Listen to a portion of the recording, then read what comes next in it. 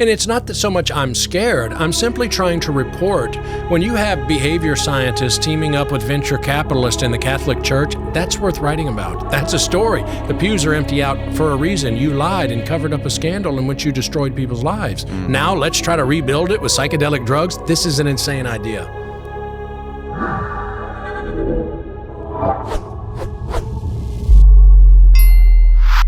What's up, Travis? What's happening? Thanks for coming, brother. Thank you very much. Thanks for having me. Of course. Dude, your background is fascinating. How you got into journalism and how you got into this crazy, weird, long investigation on religion and psychedelic research and the psychedelic renaissance and this stuff with the Immortality Key. For people who don't know who you are, just can you give us like a background on how you got into journalism and what happened with you being involved in that Johns Hopkins psychedelic study?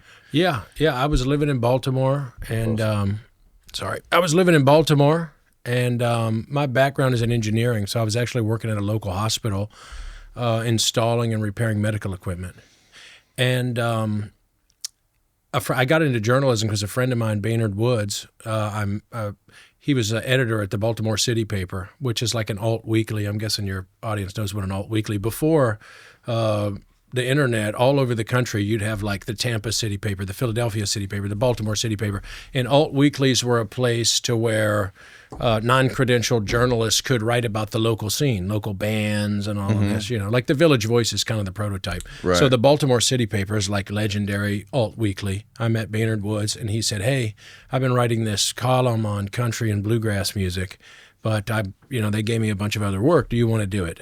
I was not a writer at all. In fact, I was making films at the time. And I said, "You know what, to hell with it. I love country and bluegrass." And I thought, why not? I'll try it. He thought I was a writer, I think. And I didn't say anything. So I was like, you know what, I'll try it. And if it sucks, they'll just fire me. Yeah. So I started doing that. And then every now and then they would send me a different assignment, go to the museum and write this up, or go to a concert and write the concert up, or interview this person. And so I started being like, man, this is fun.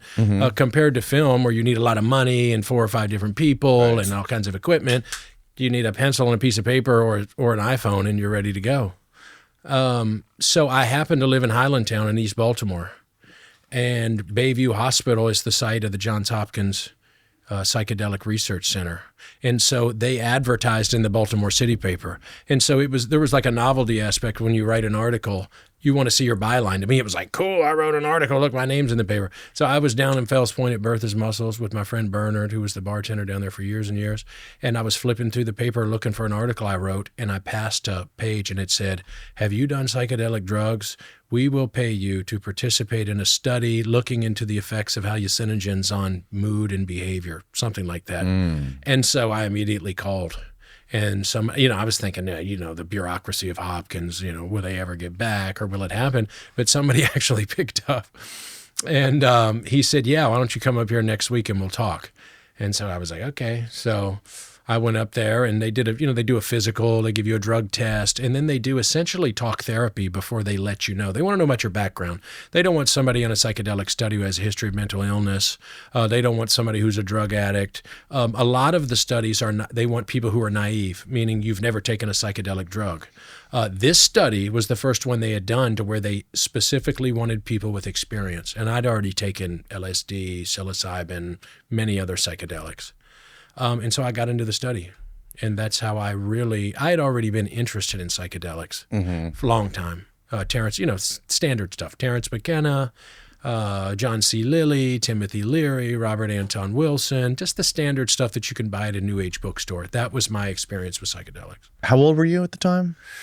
I was probably 25. You were 25. Yeah. Well, when I finally entered the study, I probably was maybe 28.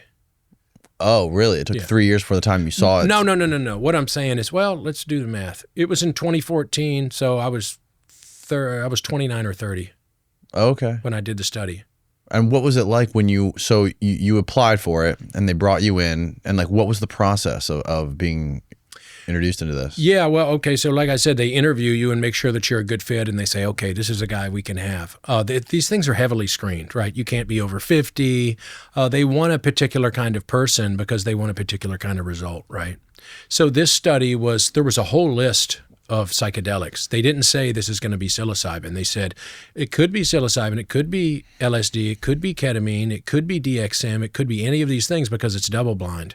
And so that was the onboarding process. And then they just tell you, show up I did it every Friday. You pick a day of the week. They run studies Monday through Friday, and they said you're going to start every Friday at 8 a.m. until it's over. And I think there were 6 sessions, and you're going to get 1 placebo.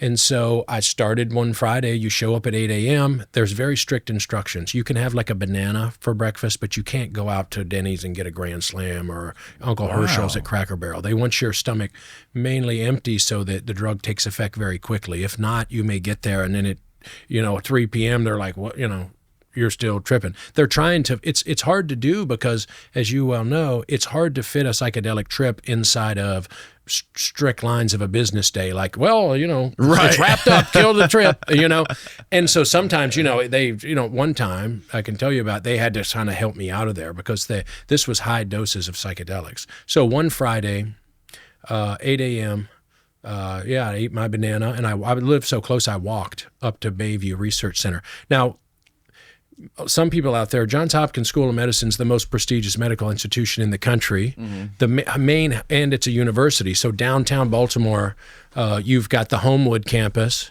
And then by my house in East Baltimore, which is actually Greektown, which is ironic considering the context here. But Bayview Hospital has the National Institutes of Drug Abuse.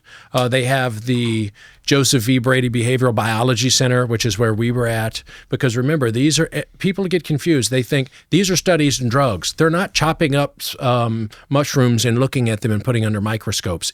They're studying religion, and they're studying human behavior. They're interested in the intersection of religion and human behavior. That's what the studies are looking at. They're looking into religious experience and mystical experience, though it's sold as a study looking into the effects of drugs. Okay. Was there a point, at what point did you start to question the drive behind the study and the intention behind the study? Well, I got out of the study, and like most people, I had 5 very powerful experiences. Though I had done psychedelics before, I never had anything remotely close to what I would call a mystical, spiritual, or religious experience. Taking drugs in one of these studies with a particular playlist, blindfold, Music playlist that's intended to drive a particular type of experience. They're trying to cultivate a very particular kind of experience. They're not going to let you pick the playlist or just hang out and take drugs. It's not like going to Grateful Dead. So they are masters at inducing a particular kind of experience that they believe is therapeutic and then studying the effects of the drugs. So when did I begin to question the aim of the study? Yeah, and first of all, how long did you do? You did it for how long? Well, it lasted several months because after one particularly powerful trip, it had weird effects on me. And Roland Griffiths said, let's wait a couple of weeks. And normally you do 5 in a row, 5 Fridays in a row. I ended up skipping a couple because of what happened in one session that was DXM. What happened? DXM is the active ingredient in Robitussin. And when I used to live in San Diego with a bunch of Navy guys, my brother was in the Navy, and they would do what's called Robo-tripping. You just drink a bunch of Robitussin. I'm familiar. Yeah, it gives you like a strobing effect and shit. I've never done it, but I heard stories. Yeah, it's popular down here in Florida. It is, yeah. It's popular everywhere. Mm-hmm. It's something kids can do that, go to the store and steal some Robitussin. And, you get Robo-tripping, baby. Robo-tripping. So they gave me a really high dose, and it almost instantly after taking it, I laid down, I didn't feel good, and it just almost instantly popped me out of my body. And I kind of floated around the room and was seeing myself from different perspectives. And I could see the guides of the study, and I felt like I could see them from outside of my body, and I could hear them talking about me as if I wasn't in my body. And so it made my body feel very heavy, and then it felt like my consciousness floated out of my body. Mm-hmm. And then what happened was at night when I went home, I was having sleep paralysis. That night I went home and laid down, and in the middle of the night, I lived in inner city Baltimore. It's pretty wild. And I heard somebody knocking at the door. I mean, it was the middle of the night. And I couldn't get up. I tried to get up, but instead something like my consciousness or something went down to the door, and I heard doop, doop, doop, and I tried to get up, but my body wouldn't get up. This is a very common phenomenon, sleep paralysis. Yeah. And so I told them, because they call you the next morning like, hey, everything okay? And I was like, well, this thing happened. And they said, okay, let me have Roland call you back. And then he said, you know what, let's take a week off, just because that was kind of crazy. Yeah. And it had other really interesting effects too. It made my vision better. It has really strange effects. There's not a lot known about it. But they were doing psilocybin and DXM head to head. And so you're saying, so what about the DXM is so similar to Robitussin? That's the active ingredient. That's the ingredient in Robitussin that causes the trip. Yep. And you can buy it if you go to, I hate to say this, but if you're an adult and you want to try it, go to Amazon and you can buy pure DXM pills, as many as you want, for like a penny each. Oh, Jesus Christ. But don't do it, because I will say. Do not do that, folks. Do not do that. Don't do it, because at high doses, it can put lesions on your brain and turn you into essentially a vegetable. It's dangerous. Don't do it. Holy shit. Okay, so psilocybin and DXM are the two drugs that you were given. Yep. But did they tell you before they gave you that? No, it's double blind, so not even the people giving it to you know it. It's extremely strict, so they have the pharmacy come up, and they have no idea what it's going to be. So they give you something, and your guys don't even know. They don't even know. It's double blind. They have no idea. What do you think the difference was between the DXM and the psilocybin? A huge difference, because like I told you, I thought it was ketamine. You know, I had done different psychedelics before, and I thought this is ketamine, because I fell down. I was on the bed, and I felt like I was going to go under surgery. I thought it was an anesthetic, and it's unlike psilocybin. I mean, you know, the psilocybin experiences there followed a very kind of typical archetype. DXM doesn't do that. You won't get a mystical experience off of DXM. Okay. It's more like ketamine. And the DXM made your vision better, you said? The next day, I felt like I've worn glasses my whole life since I was a little kid. I felt like my vision was so much clearer and so much better. If there's some link between that, I don't know. I haven't really looked into it, but they want to know, look, you have to write a report after every session. And so I put that in there and everything else, because there were a number of effects that I thought, this is really bizarre. Yeah.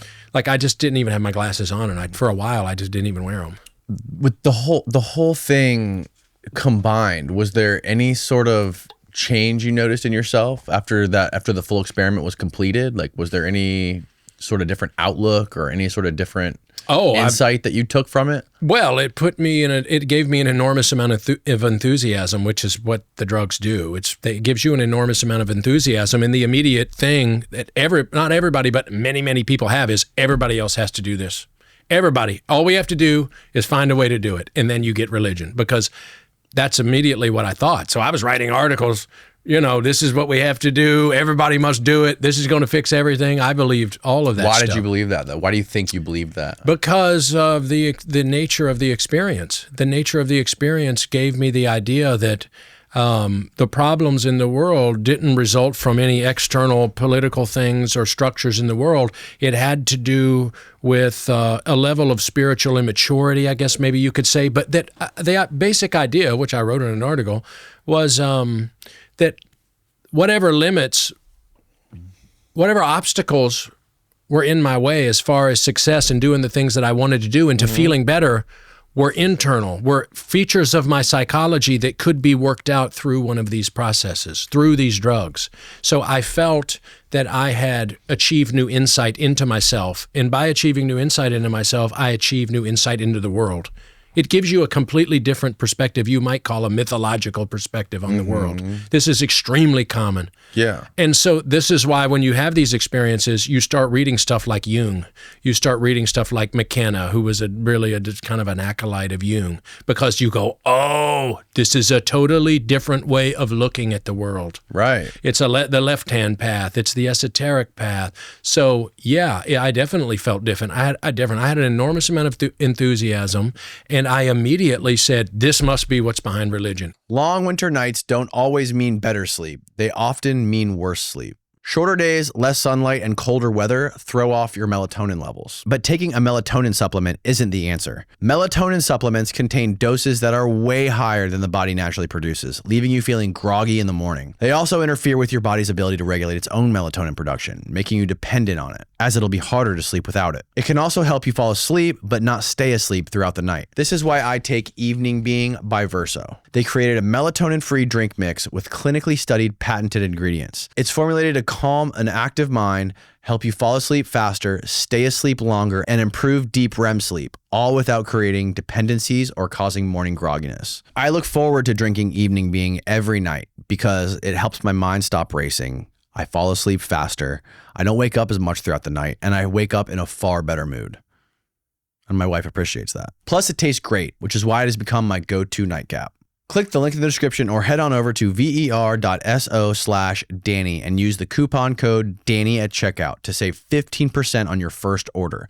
Again, go to ver.so/Danny and use the coupon code Danny at checkout to save 15% on your first order. Thank you, Verso, for sponsoring this episode.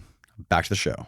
And I asked Roland Griffiths, who was in the room. Roland Griffiths started the psychedelic renaissance. No Roland Griffiths, no psychedelic renaissance. He's a psychologist, was at Johns Hopkins. He died in 2023. But of course, you're at Johns Hopkins. You got Roland Griffiths, who's, woohoo. And so I immediately said, what's behind this? What do these drugs do? I thought for sure he knew. And he said, we don't know. And I'm a OCD type researcher, reader, and I thought there must be an answer for this somewhere. Somewhere must know this sort of what it does from a scientific standpoint. And I did tell him and Matt Johnson, hey, I think this is what's behind religion. I thought this was some great insight, and I'm sure everybody says that. So Roland, he didn't have much to say about it. Matt said, I don't think so. You should read Andy Letcher's book, Shroom. But I was convinced. Because I'm not from I'm from Kentucky, so I was around people who are religious, but I've never been religious. In this experience, I was convinced that, wow, this is totally supernatural. It's totally real. We don't understand it. What is this?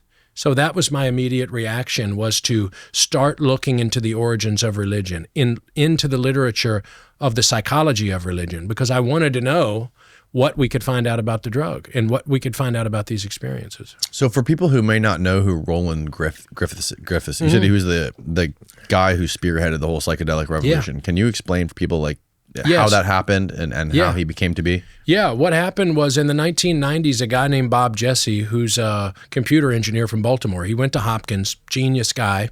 He went out in the late 80s. He was an employee of Oracle, which is owned by Larry Ellison. It was a CIA contractor.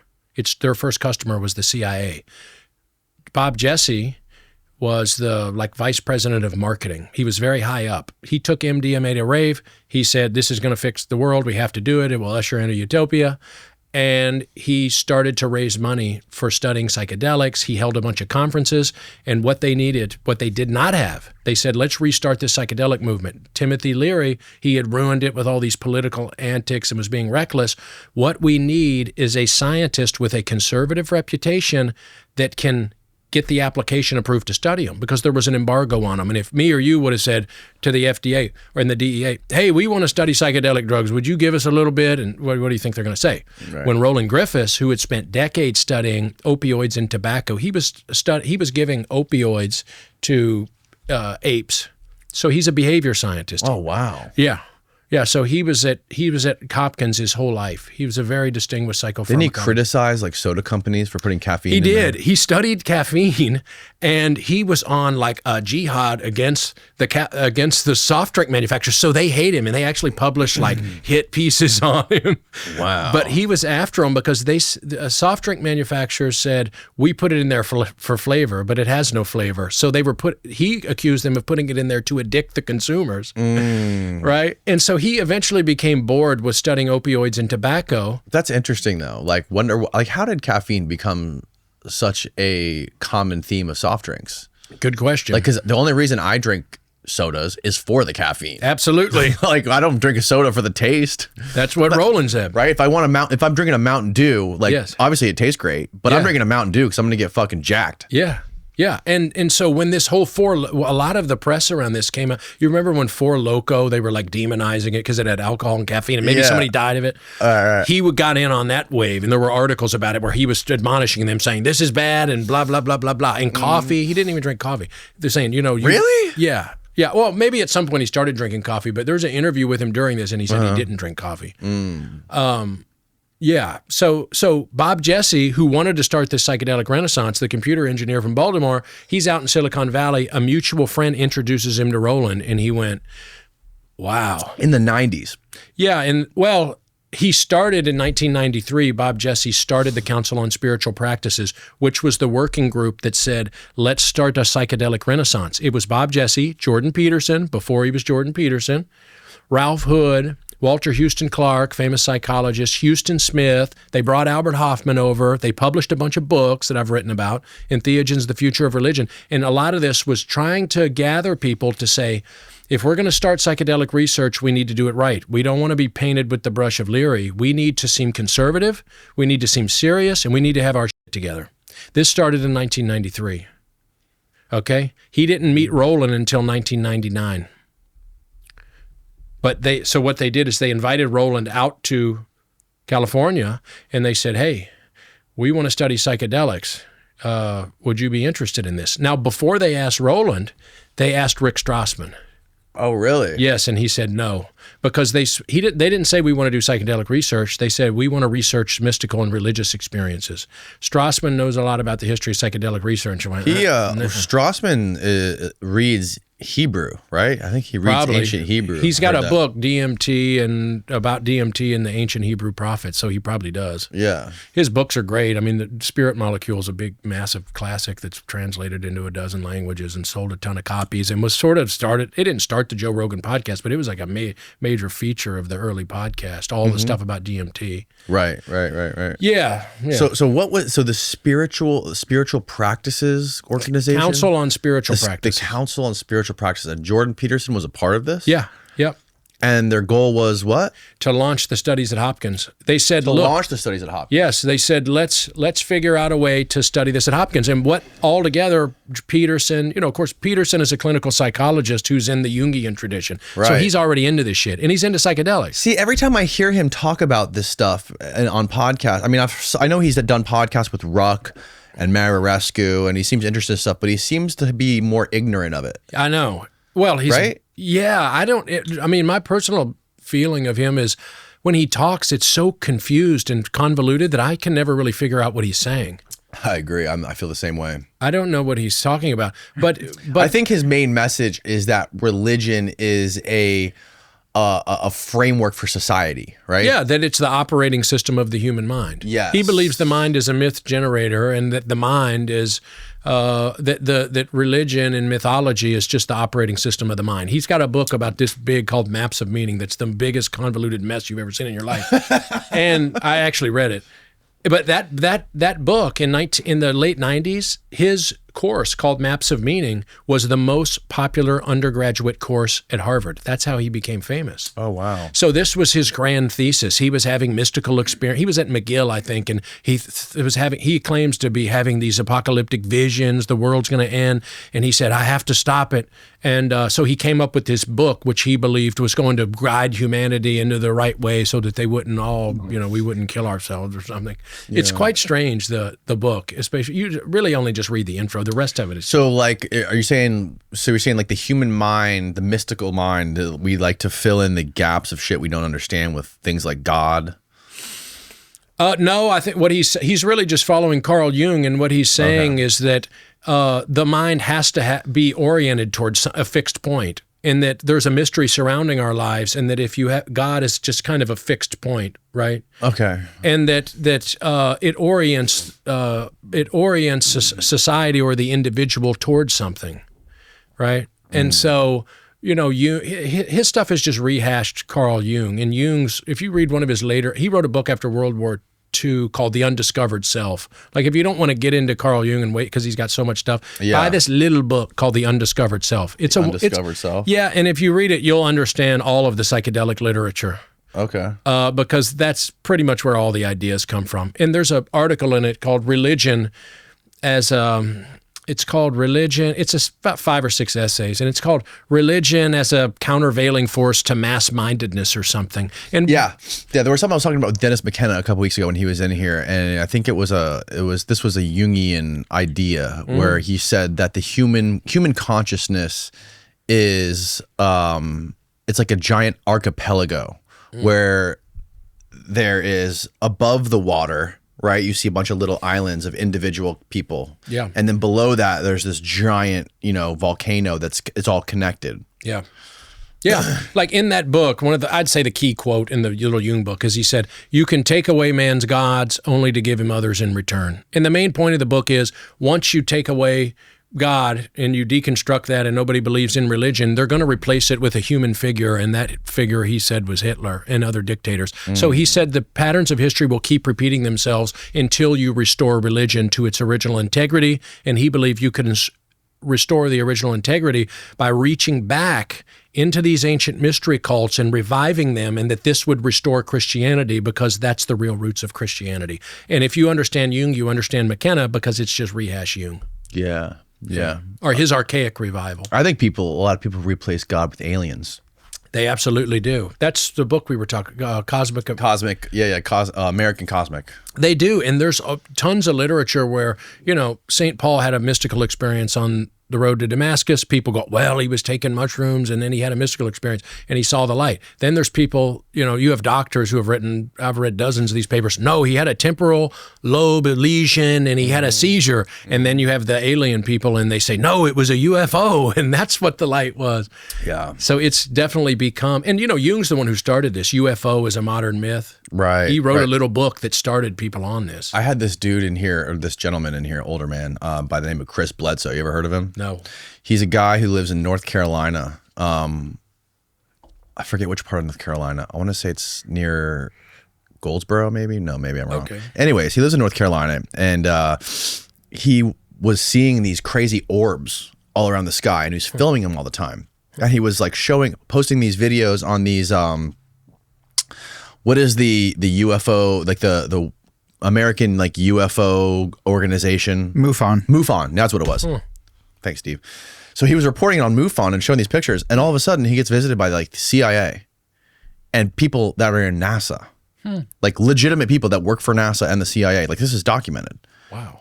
And they're becoming friends with him. They're befriending him. And then he gets John Alexander and these legendary like remote viewing people that were like in the remote viewing program to like visit him. Like he has photos with all these people. They're inviting him to NASA. And what did they want? According to him, they wanted to understand why he was seeing these things because they wanted to study them. They knew these people believed they were aliens or and they wanted to understand why they were showing themselves to Chris. And he was taking pictures and uploading them to the internet? Oh, they're all over. He has them all over his Instagram. And you've seen them? He literally came here to do a podcast with us, and he goes to me and Steven, he goes, me and you, we can go out, we'll go to the beach, and I can summon these things. He takes us out to the beach. Bro, he took us to you can find the video, Steve. Yeah. He took me and Steven out to the beach the night before we did the podcast, him and his daughter. And he's like praying to the heavens, like praying to God to bring these angels down to show us, right? Like, please show yourself to Danny. We're going to do this podcast tomorrow, and I want him to be a believer and understand this. And he brought his video camera. Men, if you've lost your hair, it doesn't mean you can't find it again. Try Hims Hair Loss Solutions and find out why hundreds of thousands of happy customers have found their hair again. Got hair loss on your mind? Hims has your back and your scalp. They make it super easy to tackle thinning hair without ever leaving your couch. Here's the deal. Hims offers doctor-approved, clinically backed treatments like finasteride and minoxidil. The good stuff that's actually proven to regrow hair in 3 to 6 months. Whether you're into chewables, pills, sprays, or serums, they've got a solution that fits your vibe. No awkward doctor visits, no waiting rooms, just a quick few questions online, and a medical provider will see if the treatment is right for you.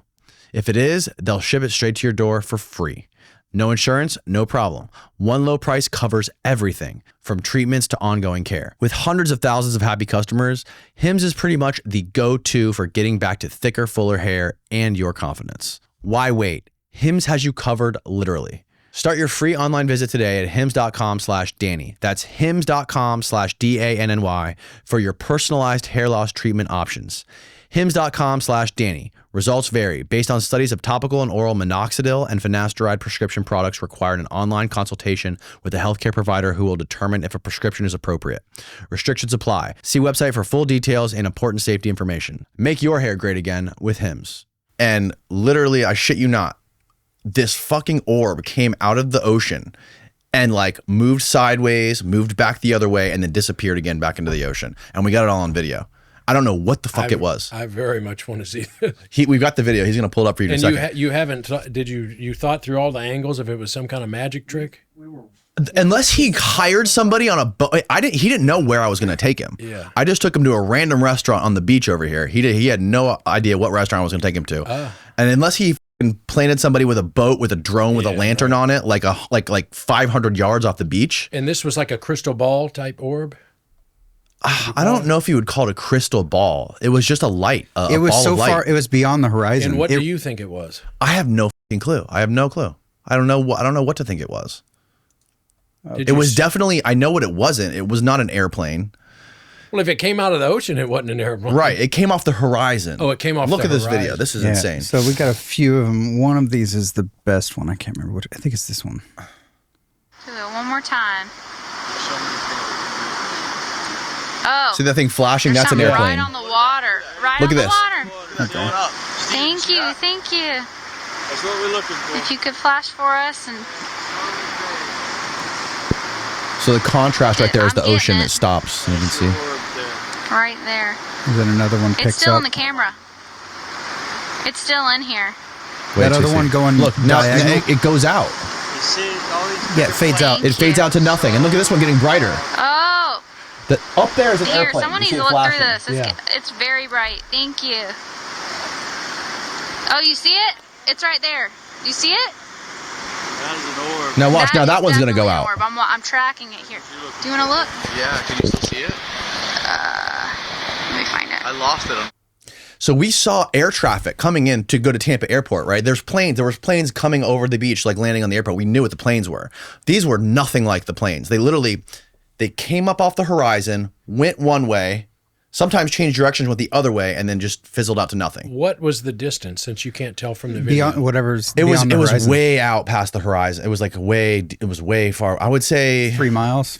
yeah, maybe 3 And miles. you heard, and before that happened, you sat there and watched him summon it. We watched him. He was like saying, please. Yeah, I even saw a shooting star go right above my head. And which how was crazy. long from him summoning it till it appeared? I would say about an hour and a half, maybe. Holy shit. Maybe even 2 hours. So this is Okay, this is how I explain it. I'm like, yeah, something crazy. I saw something crazy I've never seen before. But at the same time, I've never sat and stared at the sky for 2 hours in my life. Right? So how often do you stare at the sky and see shit like this? Yeah, right. If you stare at the sky all fucking night long, Something's gonna happen. maybe you'll always see Okay, this stuff. see, I was under the impression that he summoned it and then it just popped up, because I was No. saying if that happened, that's really something. Yeah. But you go to his Instagram, Steve. Yeah, so And he wrote this book, UFO of God. UFO of God. What's his idea? What does he say it is? So his idea is he's been through his life. His life has been like, he's been through the most traumatic experiences that I've ever heard of. Like, he's been through so much shit in his life. He was shot in the back by a shotgun hunting. He literally, there was a point in the book where when he was younger, his wife or his girlfriend and him were at a party. Or he was working and he was supposed to meet his girlfriend at a party, and he was on his way there. He was late, and on his way to the party or whatever, he was like really, really late. He saw a car that was completely rolled over on the side of the road by this like curve or whatever. He went to go rescue the person. The person was covered in blood. The person died in his arms, and he like called, like, was yelling people to call the ambulance to come save this person. He couldn't even recognize this human being because it was like so destroyed.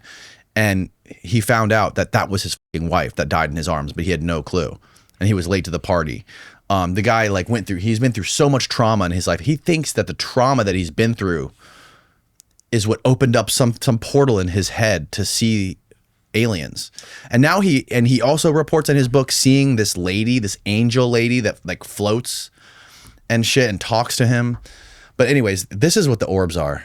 This is the guy. Oh, So man. these are the orbs. I wonder if there's audio here. Yeah, there's audio. Click the bottom right. There's a little There you go. And you can right there. You can hear him like thank Right the there, orbs. watch. Come on. Come on, there you go.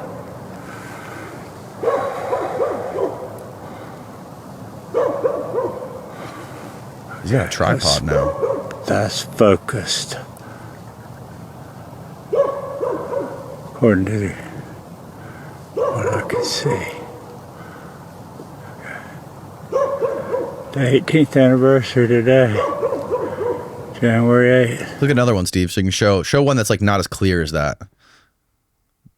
Try that one. Yeah, try that one. Look at this. This is the Bigfoot Festival. This is underneath the clouds. Did he say Anybody that wants to Oh my God, did he really say Bigfoot Festival? keep an eye on it. It's going to get brighter, I think. What color are you getting off of it? Bright white.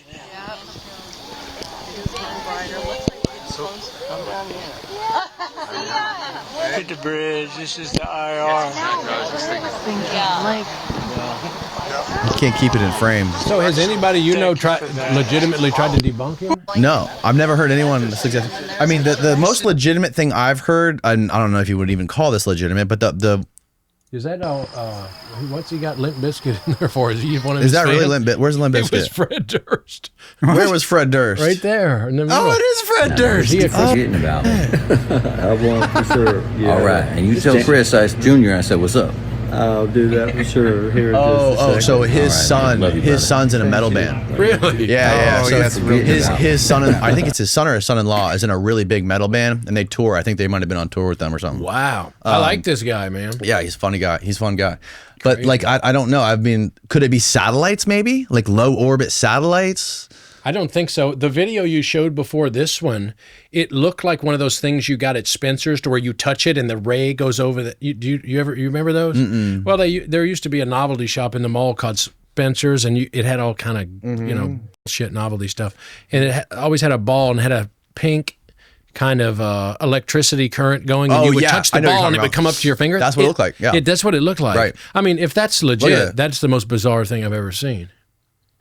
Yeah, these But things. it's hard for me to believe that it is. I don't know what it could be, unless it's some rigged up drone. He thinks they're angels. He thinks they're angels.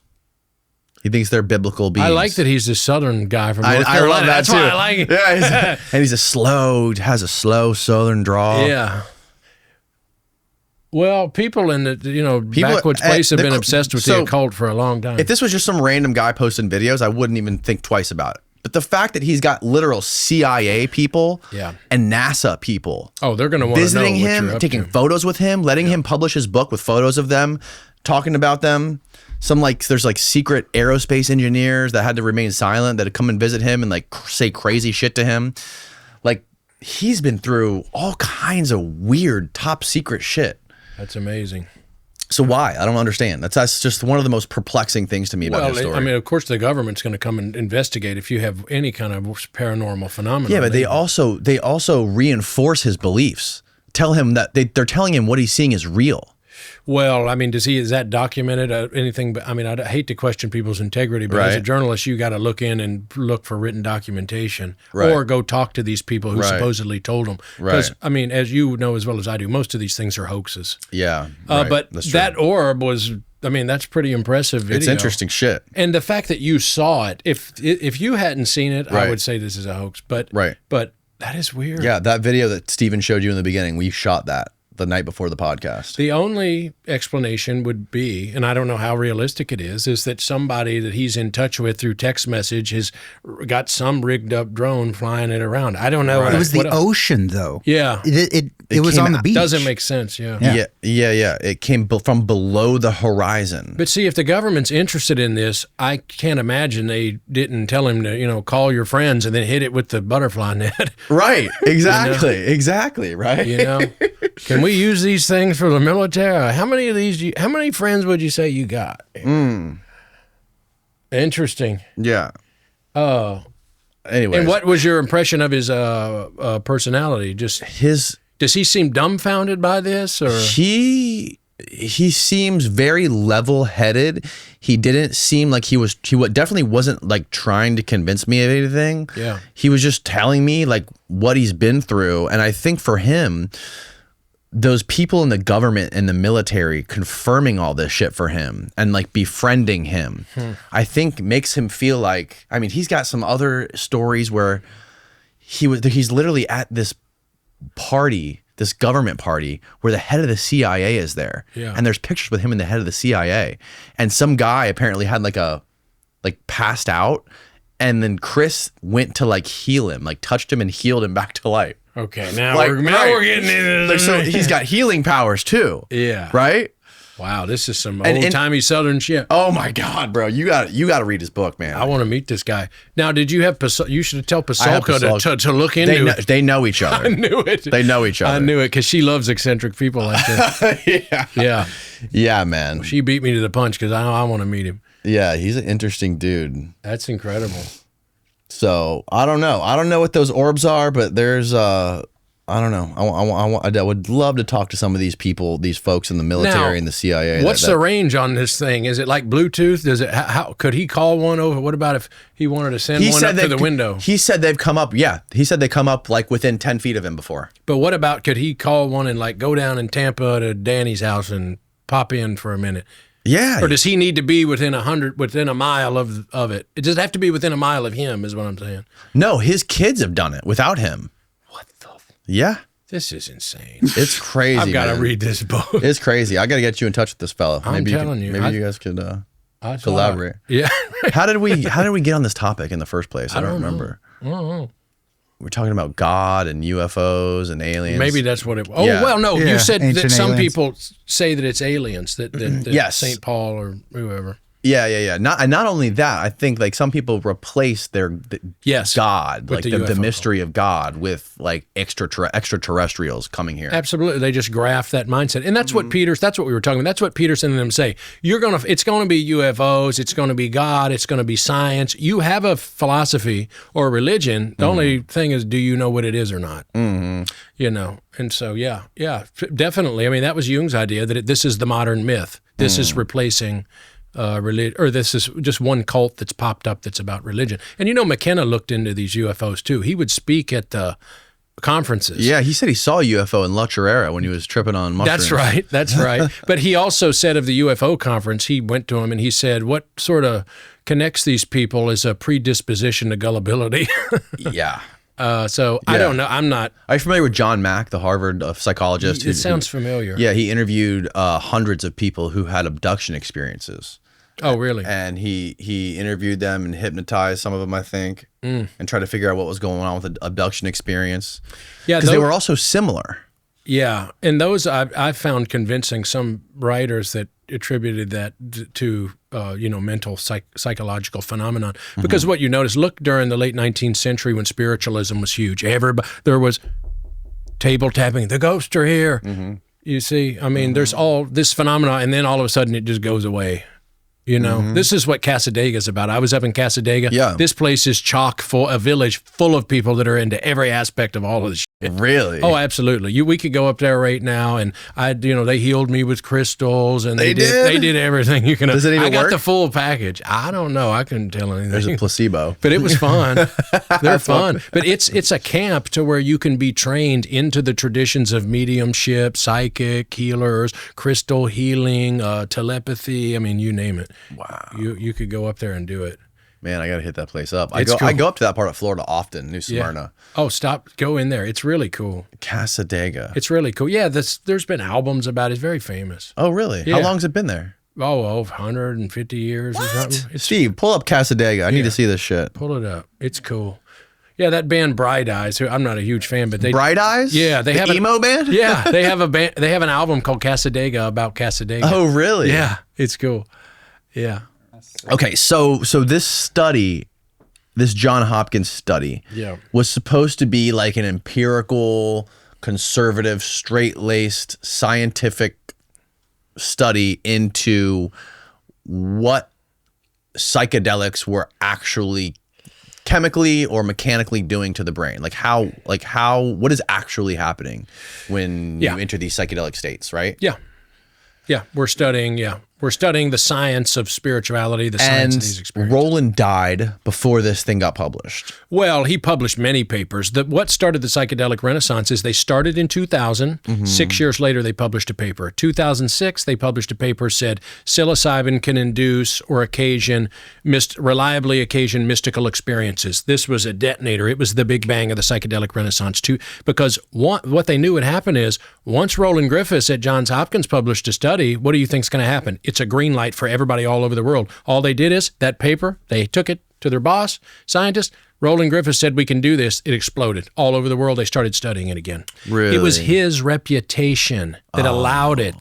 Most people who want to study psychedelics are wacko birds. I mean, they're not going to be the people you want to do it. So people in different universities across the world or institutions can say, look, this legitimate guy, this scholar published a paper, so that gives us license to do it, basically. Absolutely. So we don't look like cuckoos. And then you get the psychedelic renaissance, because I mean, right when he published that paper, NYU, Berkeley, everywhere. So now they're everywhere, all over the world. Without Roland, look, maybe it would have happened, but it would have happened much later. It was based on his reputation. And what the idea was, and in every paper, Michael Pollan did a thing in the New Yorker. Michael Pollan wrote a book about him called How to Change Your Mind. And the whole premise was, look, this ain't the old days. We've got a new guy, and he's very conservative, and he's not into this religious crap. He's going to just study it straight up, and he's going to give us the answers. Well, it turned out didn't seem to turn out to be true. So he was into the religious crap. Well, if you look at, but right before he died, he was on Oprah Winfrey, and he sounded a lot like Albert Hoffman and Timothy Leary. I'm not Leary, but like Albert Hoffman. Look, there's an ecological disaster enveloping the planet. Human beings are going to, he's saying this on Oprah. So when you say religious bullshit with these guys, what you're saying is they have a fundamental belief that psychedelics can change the world. Yes. And that everyone needs to take psychedelics to fix the ails of humanity. Instead of the UFO, it's the mushroom. It's a belief in the powers of the mushroom. Push aside God, push aside the UFO. We keep changing out that spot. Something has to take that spot. So what it is I think I told you before, all of this. They're evangelists. Yeah, essentially. Now, they called that article about Roland the psychedelic evangelist. I was very surprised they did that. I wouldn't go as far as saying an evangelist. Okay. Some of them are. Leary is. Many of the other people were. You could even say Michael Pollan was. I mean, he was going around giving speeches saying that we need to do this. Sorry. So would I say he was an evangelist? No, but when you make a statement, a scientist saying, if we don't get these drugs. Take some water. You good? You want another water? No, I'm good. Okay. I mean, he was, saying, look, there's an ecological disaster. Human beings are going to kill themselves. The only thing we can do to stop this is we have to, on a global level. See, this is where you start getting into dicey territory. It's not enough for certain people to do it. Everybody's got to do it. It's got to be a global thing. And that's something he told me himself. This can't be just a few people taking it. Everybody's got to do it. And it should be mandatory for people. Well, I wouldn't use mandatory, because then you start sounding like Joseph Stalin. Right. That's the problem. But it's because, as Rick Strassman says, what about if everybody don't want to get spiritualized? There's a lot of ornery people in the world that don't want to do it. Are they going to have to do it? Because how else are you going to do it? Because this is a fringe thing that not a lot of people are interested in. But once you have this belief that everybody's got to do it, the only question is what? Distribution. How do you get it out there? Then you have the medical system and Medicaid, and you have religion. And so these become your two pipelines in which to introduce this drug into society on a global scale. Medical religion, or the medical side and the religious side. Yep. So medical and spiritual. Yeah, because, think about it. If you want people to do this, you can't say, we're starting a new religion and it's based on the mushroom and everybody should take it. They're going to immediately write you off as a crank. So what you do is you need to give it scientific legitimacy. And so all the press during the psychedelic renaissance, based on tiniest amounts of evidence in studies of very small, heavily screened numbers of people, this does this, it cures depression, maybe it'll save the world. So they had to give it a scientific validity, and that's through psychiatry. So the debates in psychedelics have always been, which way do we go? There's two paths. Is it a religious sacrament or is it a medical cure? And they're so tightly entangled, it's almost impossible to separate them. Exactly. And if you go back to antiquity, is wonderful. Why? Because medicine and religion are all intertwined in magic in a way that you can't tell anymore. So you can see the interest in reviving that, because the Eleusinian mysteries and mystery cults and all of these things are a mixture of all these things. Right. So there's a heavy interest in those, because why? It kind of lays a foundation for whatever it is you're trying to start with them now. You see? Yeah. So do you think it would be a bad thing if psychedelics became ubiquitous and more people used them? Like, let me give you just a crazy hypothetical example. So say if Trump and Putin and Xi Jinping all went together and did some ayahuasca retreat together. Yeah. You think that would be a bad thing? Well, we don't have to speculate, because they've been using it in Israel, Palestine. We've been doing things like this before, so we know what psychedelics do. But do I think that would be a bad thing? No, I'm for it. Go ahead. People like them. I mean, do you think what's the probability of it de-escalating? Zero. Zero. Global nuclear war. Zero, because Stan Groff, who knows he's what, 90-something years old now, he knows more about psychedelics than anybody. Who? Stanislav Grof, Grof, The Way of the Psychonaut, the movie. Old-time, he's been studying psychedelics since the 50s. He's out, and I think he's in New Mexico now. He's too old. He's the only person I've emailed, and I got an email back, auto reply that said, "I'm too old and retired from email." I was like, shit. I was like, dude, this is the most bad. I know. He calls them non-specific. This is a definition a lot of people know. He calls them non-specific amplifiers of mental processes. They amplify what's already there. The idea that they're going to reduce conflict is complete and total nonsense. Interesting. Yeah, non-specific amplifiers of mental processes. If you give them to crazy people, they get more crazy. That's why they screen out people who are mentally ill. Right. What about violent people?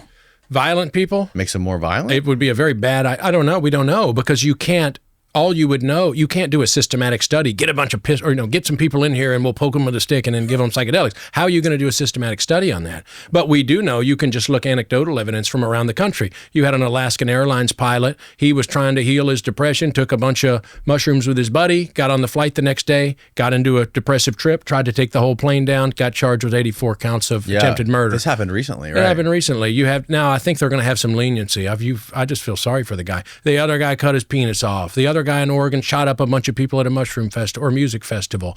You don't know what it's going to do. The effects are essentially unpredictable.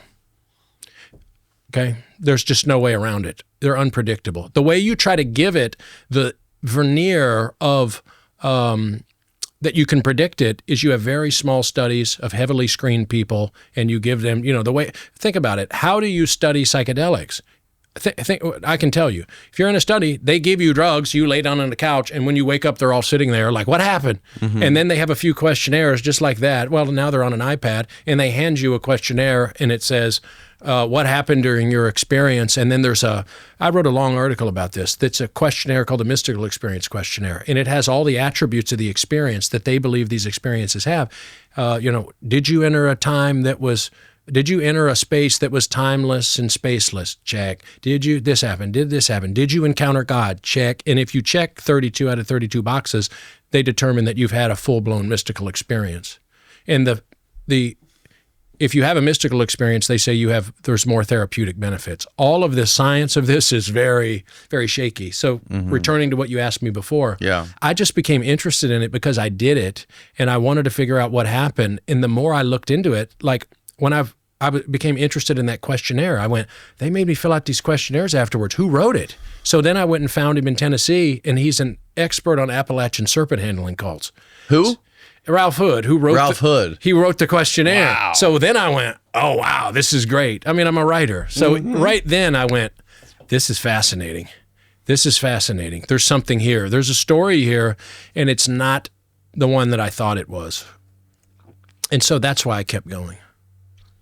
And why did these people bring in all of these religious leaders from different, like they brought in like a Christian preacher, a Jewish guy, a Muslim.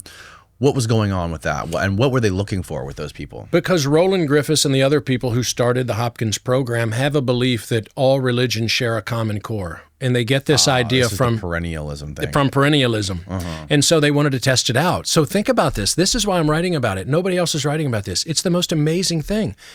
There's this esoteric literature concerning perennialism in books written by all of this most colorful people.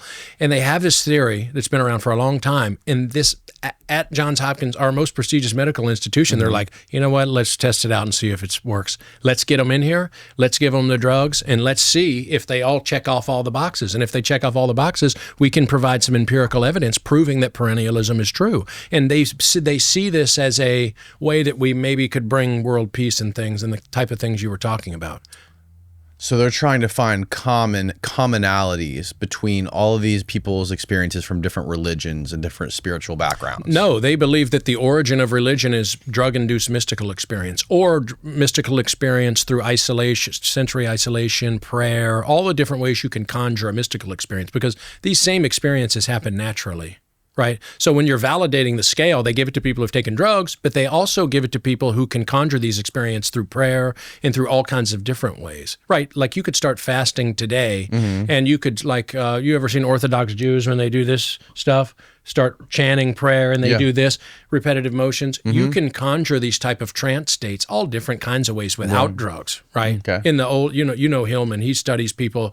You can read books, Galen, all these other people. They would go in caves. Why? Because it's dark. And you would cultivate a mystical experience in there. You know, there's recipes next to recipes for drugged wine that you can make to trip.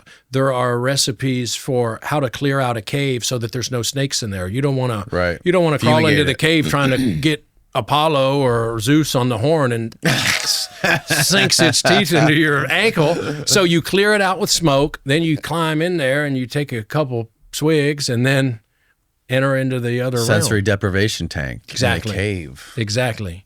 Wow. All the stuff that's happening now, there's ancient analogs to it of ways that people were doing it before. Yulia Ustinova, who's a researcher who writes about these things, she's got one called Caves in the Ancient Greek Mind. If you're interested in this thread, she's in Israel. Buy her books. They're wonderful. Caves in the Ancient Greek Mind. Yeah. Huh. She writes all about divine mania and Plato, and she goes through all of this literature, much like Hillman does, and she finds these instances of people conjuring altered states of consciousness, and she's written a ton about this. It's really interesting. Wow. Yeah.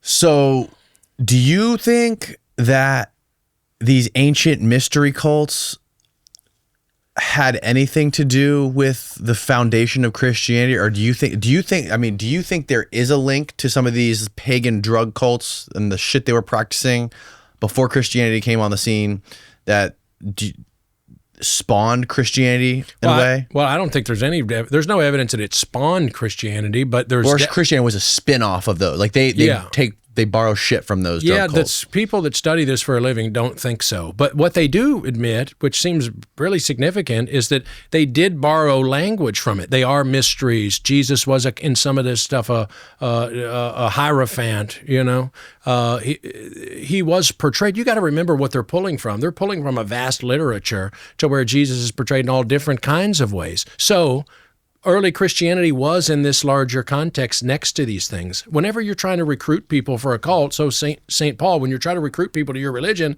and they say, look, we've got Asclepius. He heals people. He does all these things we like. Why would we come to your side? Of course they're going to say, well, our guy heals too. What does your guy do? Well, we can do all that too. So come here. And they absolutely were doing that. Like the last major pagan god to fall was Asclepius, right? He was the healer, right? There were temples all over the Roman Empire and ancient Greece to where they would come in and they would give incubation therapy, which were basically drug-induced mystical experiences. And there were also snakes in there. There were labyrinth snakes, all kinds of stuff. And that was the last pagan god that Christianity had to kind of topple before it of total and complete triumph. Right, but it seems like Christianity cherry-picked a bunch of things from all these ancient myths and mysteries, for their like the idea of Jesus, like the the god that dies and then rises again, right? Yeah. But a lot of the foundation in which you can trace the foundations on which these ideas were built. So the idea of rising and dying gods is from James George Frazer's book, The Golden Bow, which is a very famous book. But when you look back at books like this, like The Golden Bow, a lot of it doesn't stand up to modern historical standards. I'm sure you've heard me talk about Mando's whole body deodorant at this point. I never thought soap combined with deodorant would actually work, but it does. And it lasts for a long time, which is impressive given how active I am. I keep one in my jiu-jitsu bag, my gym bag, in my car for long road trips or surf trips, and I even keep one right here on the table in case Steven's cheesy, stinky feet start smelling during a podcast. What makes Mando so different? It's a cleansing bar and it controls your odor for 72 hours, and that's perfect for long hours at work or hiding from the feds.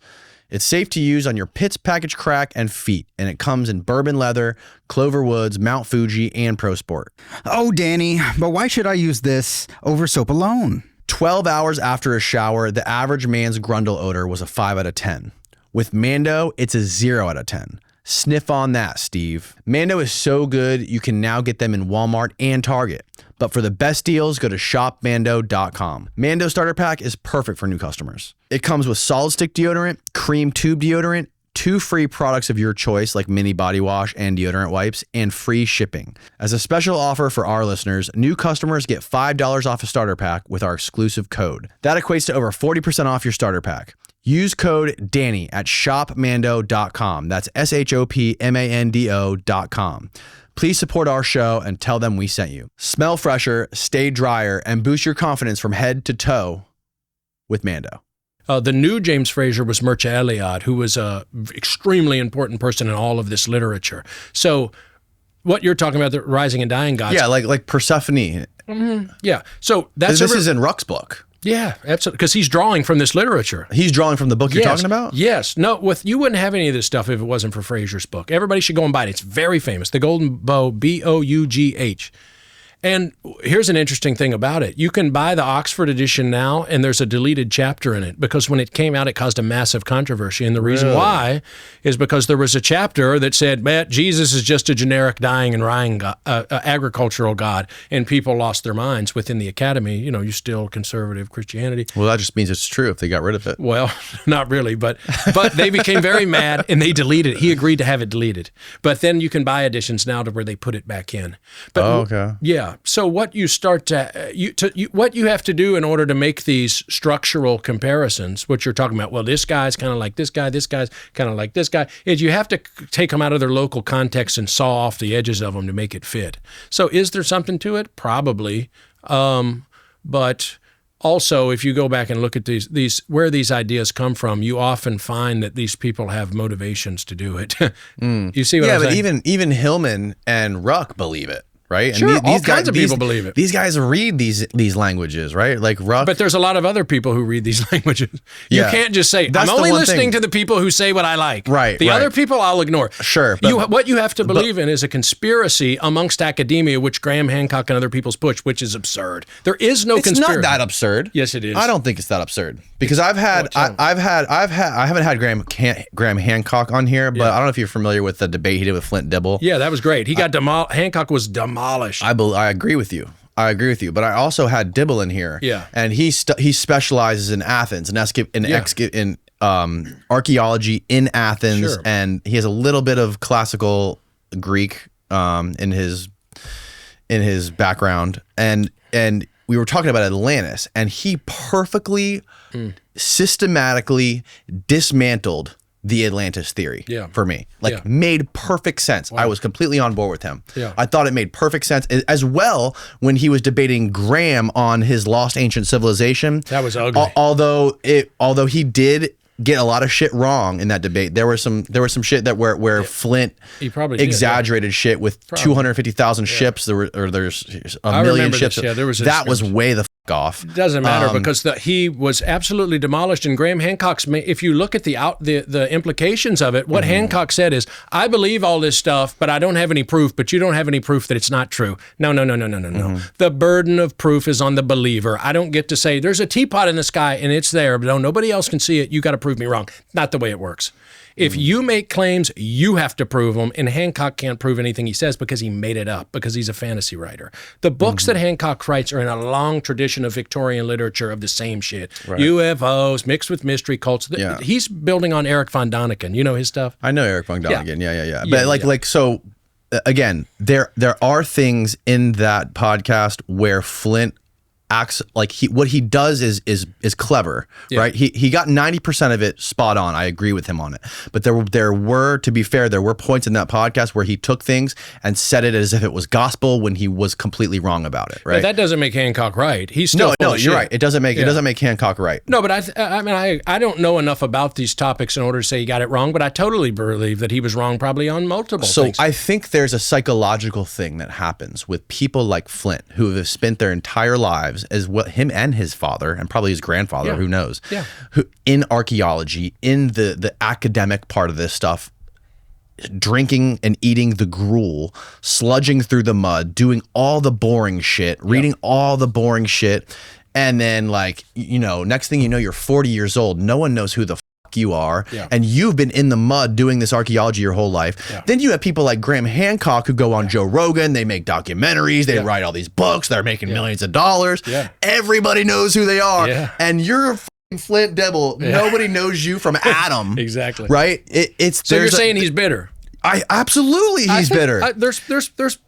I'm sure there's something to that. Yes. But to us, I'm not giving him a pass. I'm not giving Graham a pass because of that. I'm just saying you have to understand the whole dynamic of this thing. I know all that, and they do want to police their borders. As you say, look, what do you know? Get out of our business. This is our zone. Right, exactly. And they do want journalists who are going to pay deference to them and say, look, well, they're right about everything. But it still doesn't change the fact that Hancock is completely full of shit and that he knows it. He's a wind-up merchant. I think he believes a lot of the stuff he says. He might. I think that there's legitimate questions in some of the stuff. And also, Flint gave him credit. He goes, a lot of the people I know in archaeology that are legit archaeologists, they only got into archaeology because of Graham. Because of Graham.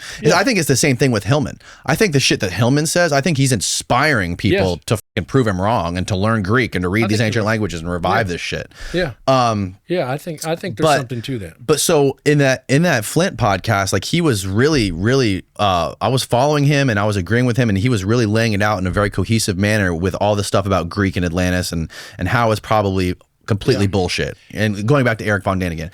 But then I showed him these things. These ancient I don't know if you're familiar with these. These are like dynastic Egyptian. That's a 3D print of an Egyptian vase that was, according to the academics and the Egyptologists, was created around the same time as the dynastic Egyptians, which was about 4,500 to 5,000 years ago.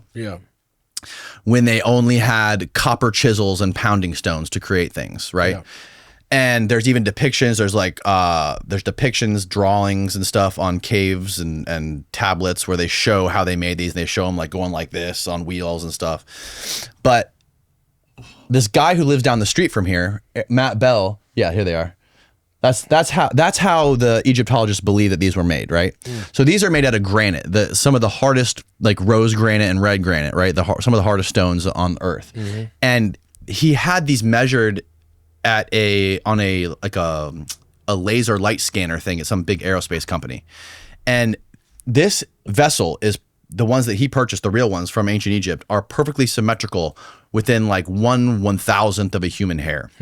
Impossible. It would have had to have been made on a CNC machine today, right? Like on a computer, and it's impossible. Like how the fuck did they make these? And these handles are made out of granite. And I asked Flint this, and like he creates this.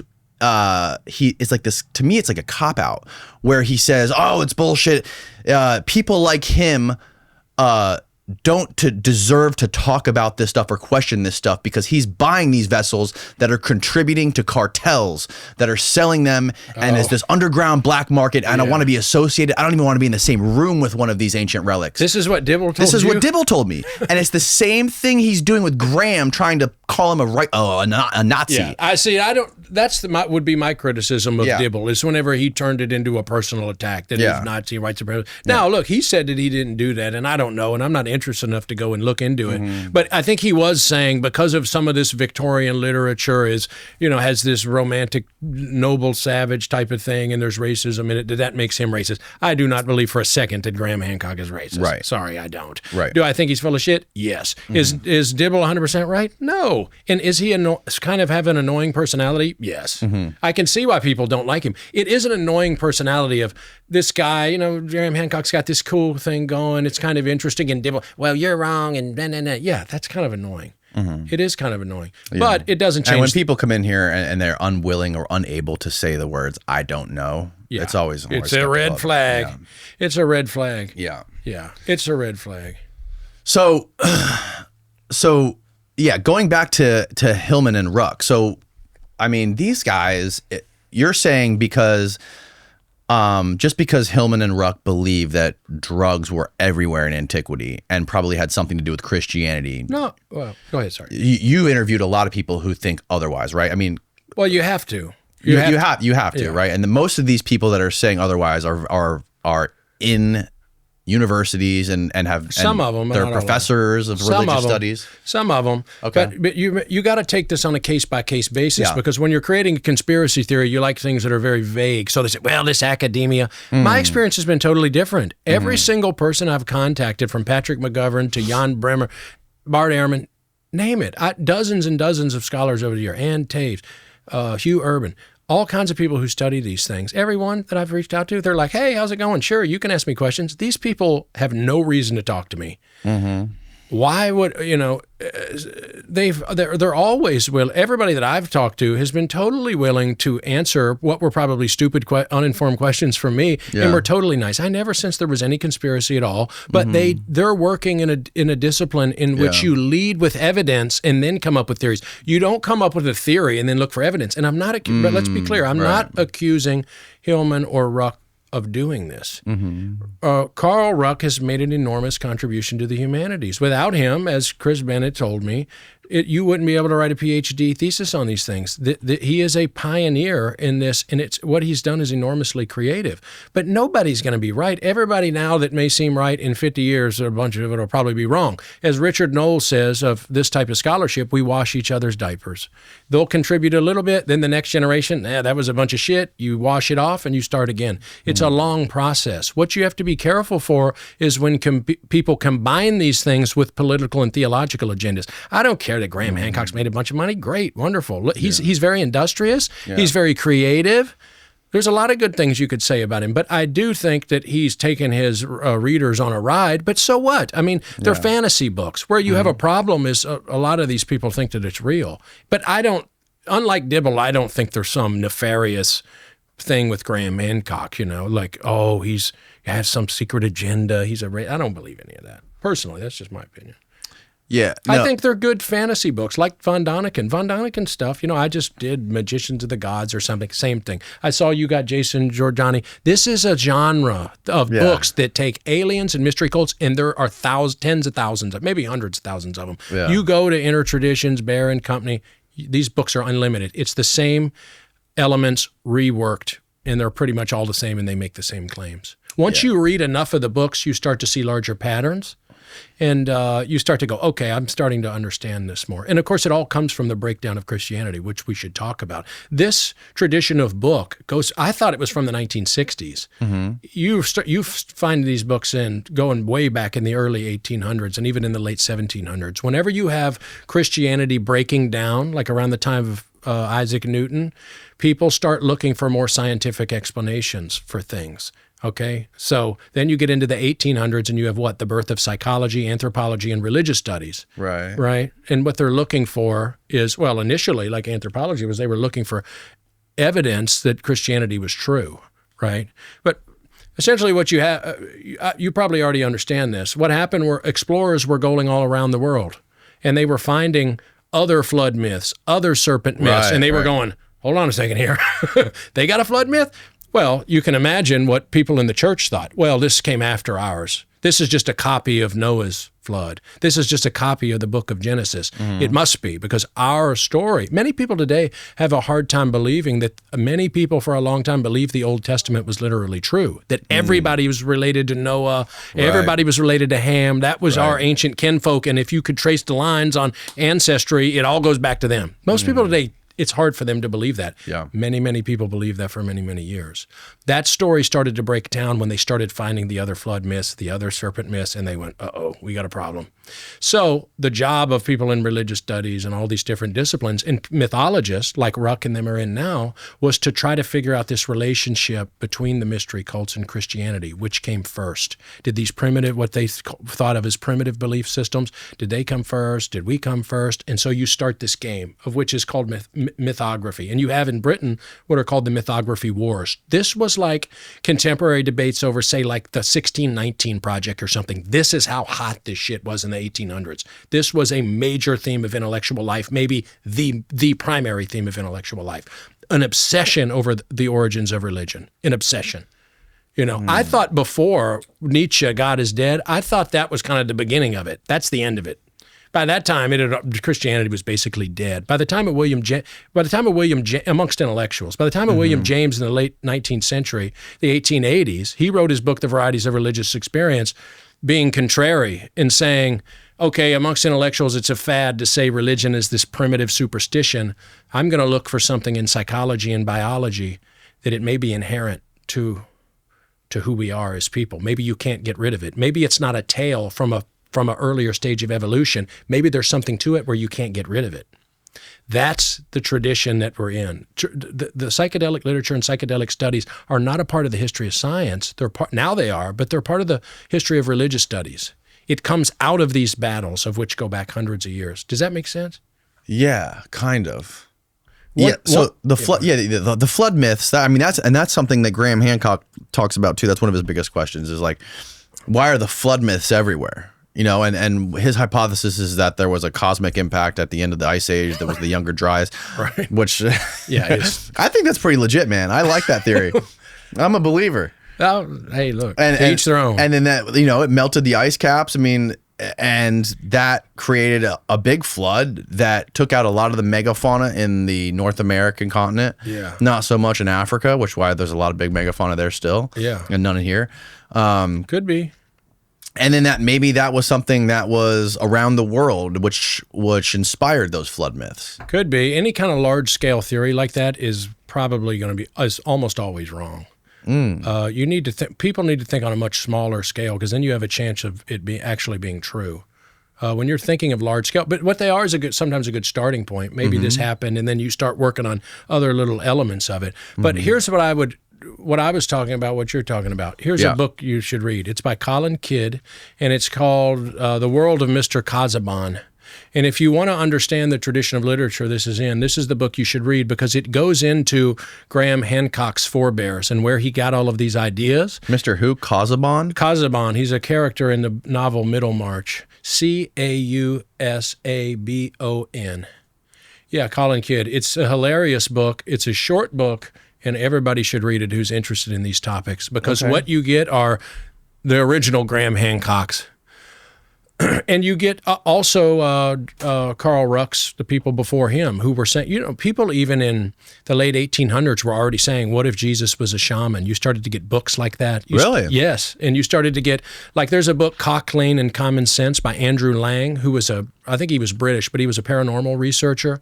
And he had what was called a predecessor to the drug theory called the hallucination theory of religion. And so they were already starting to figure out, like, hold on, the people in these books are all having visions.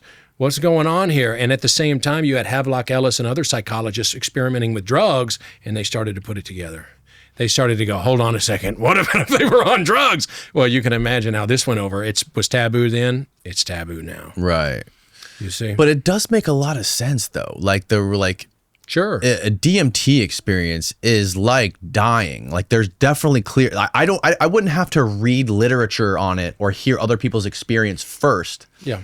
To have that myself. Like, I didn't experience that just because I read about it first.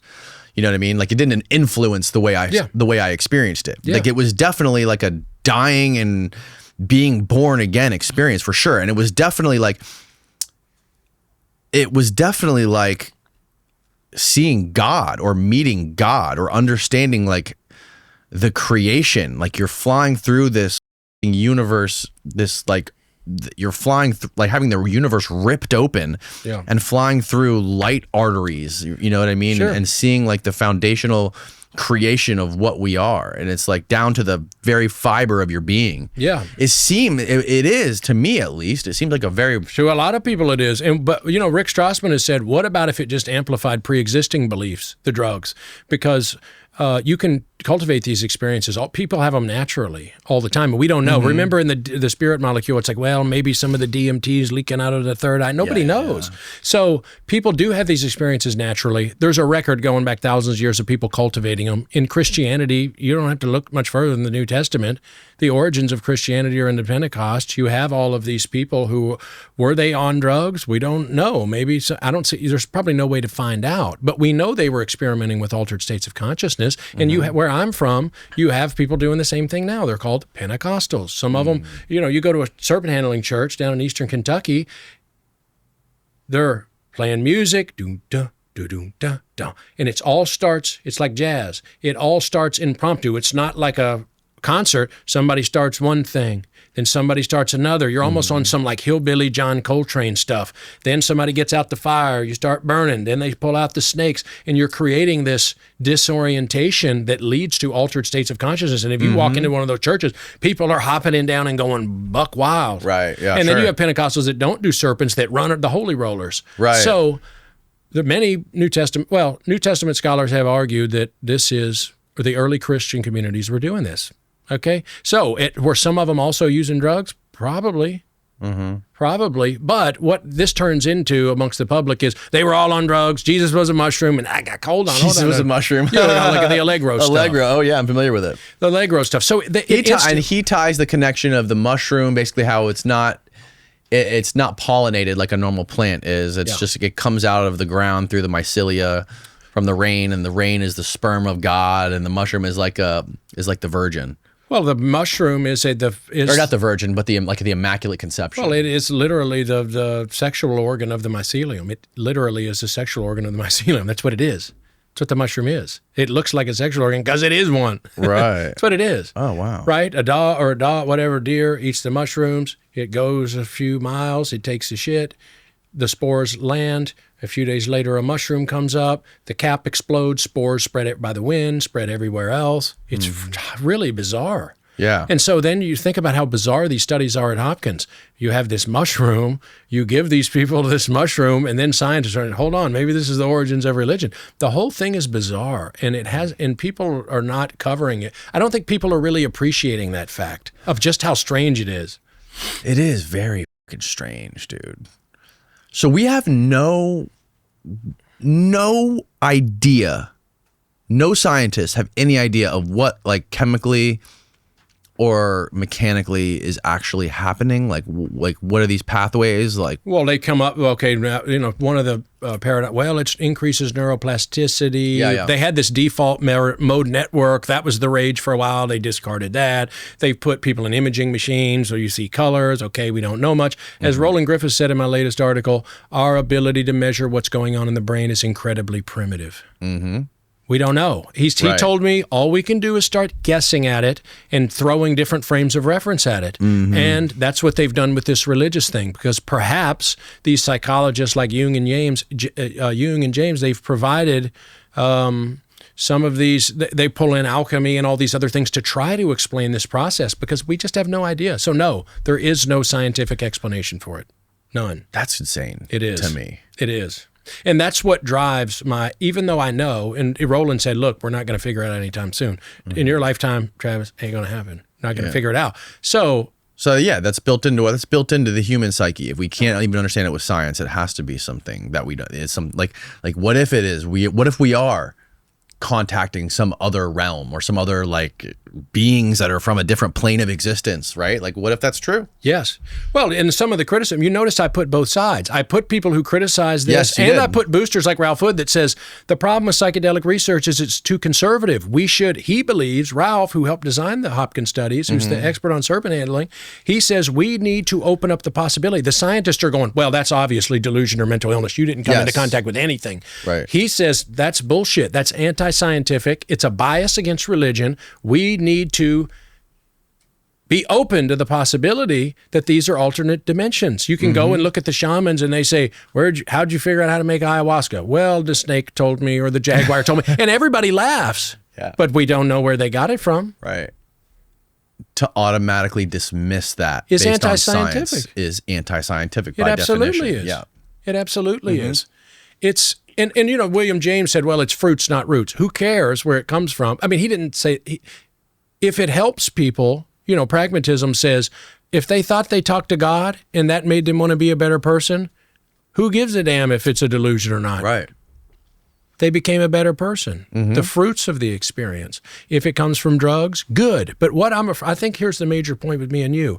What I'm afraid is that novelty is being elevated above morality, and that we're forgetting about the moral parts of this because it's so weird, because it's so new, because it's so like, wow, this is amazing. These experiences are amazing. We have to be careful when people are making moral claims that these drugs, which is a claim that Roland made and what they were looking into. They believe that these experiences transform people morally and ethically. And that's the basis of all of these wild newspaper claims and media claims. And it's the basis of the Immortality Key. Whenever he puts in the introduction, he puts this conversion experience and says, look, these experiences change people for the better. And that's only anecdotal is your point. That's not with everybody. It's most of it's anecdotal, because a lot of the books are they're just collections of conversion experiences. They mirror they mirror kind of evangelical tent revivals. If you go to an evangelical tent revival where I'm from, they get people on stage who have been transformed by the Holy Spirit and by God, and it totally changed their life. I was drinking, I got a DUI, I ran somebody over, but now I have God and I've changed. Yeah. It's identical to what you see with these pharmaceutical advertisements with psilocybin.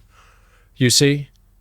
I've been what I mean by that is the Are there pharmaceutical advertisements of psilocybin? Well, the press is doing it for free for them. Yeah. Right, the press, yeah. Yeah, because they're using Bob, Jesse, other people, they're going in, but he's not going in the press, but they're pushing this narrative that it has a medical application. So absolutely, when you get people from clinical trials and you pay them to go out and say positive things, it was pointed out in the New York Times, these are the same methods as a pharmaceutical company. Prozac, they did it with Prozac. They have a clinical trial participant, I'm healed, and then they pay them money and they go out and try to evangelize to other people to get on them. They use it they use it in advertising. Yeah, and I'm aware of that, but I never once thought that would be applied to the psychedelic stuff. It absolutely is. This is a lot of what I've been writing about and pushing back against. So what about, are you aware of MAPS? Yeah, absolutely. So MAPS is the Multidisciplinary Association for Psychedelic Science. It's a organization started in the 80s by a guy named Rick Doblin. And actually it came out of Earth Metabolic Services, which was some company started by Buckminster Fuller, and like Doblin bought it, and then it became MAPS. But Rick is well, I think he's from Boston, or maybe he's from Chicago, but he landed here in Sarasota, Florida, and went to New College. He was like 35, still a student at New College. But he has been doing studies on mostly MDMA for 40 years now. So he's not really pushing psilocybin. He's an all-over psychedelic guy, promoter of psychedelics, and they hold the biggest conference in the world there in Denver. But he's mostly been into MDMA, which is a total different thing. The effects of MDMA are not correlated with the mystical experience. Well, they're psychedelic, but they're very different from psilocybin. It's not correlated. They don't provide this mystical experience. You can get benefits from it without that. So is MAPS doing the same thing? Absolutely, and they also have been what their main strategy has been is using veterans. All the veterans you see, Rick Perry. I've never heard a veteran talk about a negative experience with MDMA or psychedelics. No, even though you see in the news the guy took psilocybin and went and shot the veterans. 2 of them went and did a mass shooting on them. And I'm not saying that should be a scare tactic. And when was that one? One of them was in Oregon at some kind of music festival, and there's been several. There's so much in the news that it's hard to keep track of because, of course, the people in the industry, and somewhat rightfully so. Look, if 1,000 people do it and one person goes nuts, it's not fair to define it by the one person. Right. It's not. Right. But they're only highlighting the most positive experiences, and where you get into trouble is when these people are being paid. And a lot of these organizations like Heroic Hearts and all of these other people, look, these people were genuinely probably healed by it. But then they're become part of a larger plot by people who have financial interest in these things. Some of them just want it to pass through the FDA, but other people, they've got nonprofit companies where they're making money and they're promoting themselves. And it's a massive intertangled landscape that we wouldn't know about if it weren't for a few people, including myself, that have reported on it. How much money could there possibly be to make from pushing psilocybin? Right. Well, if you can like all the big pharmaceutical companies, they don't do any of that stuff. They absolutely are interested. Really? Yeah, Johnson & Johnson's Spravato they own ketamine. They're making billions. I don't know. You could look up how much money does Spravato make. They're absolutely studying psychedelics right now. Compass Pathways, Johnson & Johnson Maps, and they want to patent particular variations of the drug. Johnson & Johnson does? Johnson & Johnson. Can you find this, Steve? They sell, just look up Spravato. It was just... Spravato. Yeah. Okay. That's a ketamine, I think it's a nose thing. Oh my God. Absolutely. Wow. I'm not saying people shouldn't be able to have prescriptions, but of course. It's a massive gold rush to try to figure this out. Now, look, maybe they won't be able to make any money off of it because you can grow it naturally, but they obviously want to. Specific revenue figures for Spravato are not publicly disclosed, but its high cost suggests significant earnings. They're making a fortune off of it. Wholesale cost of Spravato can range from $590 to $880 per dose, with each treatment costing around $1,000 to $1,500 without insurance. Given its high price, okay. There's no generic alternative. Spravato likely generates substantial revenue from its manufacturer, Janssen Pharmaceuticals, a subsidiary of Johnson & Johnson. Now, look, this is the only psychedelic that... What is in it? Ketamine. It's just ketamine. It's just ketamine. I think it's a nose spray, isn't it? I thought you might have see if you can find anything juicy on Spravato, Steve. Well, and here's the thing with ketamine. They start advertising this, giving it to people, and during the... COVID, where people were staying at home, people were depressed, people got hooked on it. I mean, it's addictive. On ketamine? Yes, on ketamine. And there was this amazing New York Times story to where there was more drug overdoses, I think, in human history than during the pandemic. There was more than ever. Yeah, and people dying of alcoholism. Yeah, and stuff. It's horrible. It's almost criminal. But what it can do if you keep taking, because obviously you reach a tolerance and you got to keep taking more and more. So what can happen is you can lose control of your bowels sometimes, and people wear diapers. So in the New York Times, you had people 25 years old, 28 years old. These are all people in New York City. Well, this cures my depression, and I do have to wear a diaper forever now, but at least I'm not depressed. It was dystopian.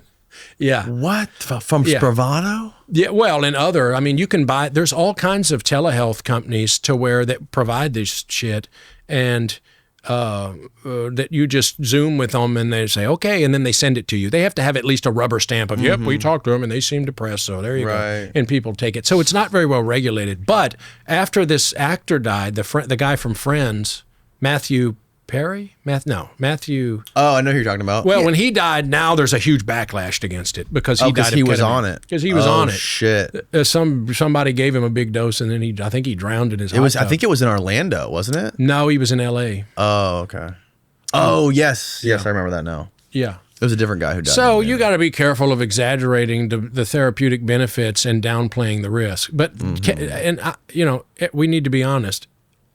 Striking the right balance there is extremely hard because there is taboos against these drugs, and people don't like you pointing out these type of things because we're just now improving their reputation. Let's get this stuff through, and then we'll start talking about this. I think the pushback comes from this being federally illegal, right? When there's so much other shit these pharmaceutical companies push that are way more dangerous. Sure, they Right? passed, if I remember correctly, the FDA approved OxyContin and said Right. there was less than 1% chance of addiction. Yeah, Didn't that's kill what how that- many million people did Right, it that's kill? what the Sackler family said. Like they're like that. Yeah, Yeah, Some of this stuff is sinister compared to Yes. psychedelics or marijuana, Yeah. or even like DMT, which there's like literally, if you want to really get scientific, there's DMT in a fucking plant. Right. There's DMT in every living animal on Right. Earth. So like Right. the fact that you can make this shit illegal when if you want to put it on a scale of how dangerous it is, it's Yeah. way lower than some of the shit that's federally Yeah. legal and Yeah. prescribed by doctors on the regular. Yeah, I agree with you 100%. So I think that's where most of like these people kind of get jihad about it, right? Yeah. And they want to push it, and it becomes like it becomes their identity. Yes, and there's also a financial incentive. We're in America. You never forget about that. There's a financial incentive. They want to make money. The stocks are out there. Every time something bad happens, when the FDA approval happens, the stock's slumped. Something good happens, they go up. Yeah. I'm not against that. I'm not against making money, but I don't think you need to lie in service of it. And the medical industry here is so corrupt. It's terrible. It's horrible. And the FDA, yeah, I mean, some people say, see, the FDA said it's dangerous. Well, just like you, I don't give a damn what the FDA says. We know they're corrupt, Right. Right. you know? Yeah, there's definitely, there's nuance and everything. You can't broad brush this stuff by saying it's just good for everyone and everyone needs to take it. And then another thing that is scary, which I didn't even realize, because we had this conversation on the phone the other day. Yeah. And, one of the things that you're afraid of is that if churches or preachers are given, or whoever they are, the heads of these religious institutions, are federally licensed to handle and distribute these drugs. I thought initially, I'm like, okay, that sounds great, right? Maybe give these people drugs and, it's going to make it everything better. But you pointed out that when you make these people who are already, like, you're having these people that are going to church and being preached on by these, are connected to God, and now you inject hallucinogens to them and psychedelics to these people who are able to put you on psychedelics, which you're already probably vulnerable if you're there in the first place. But now if you're on psychedelics, you're becoming way more vulnerable.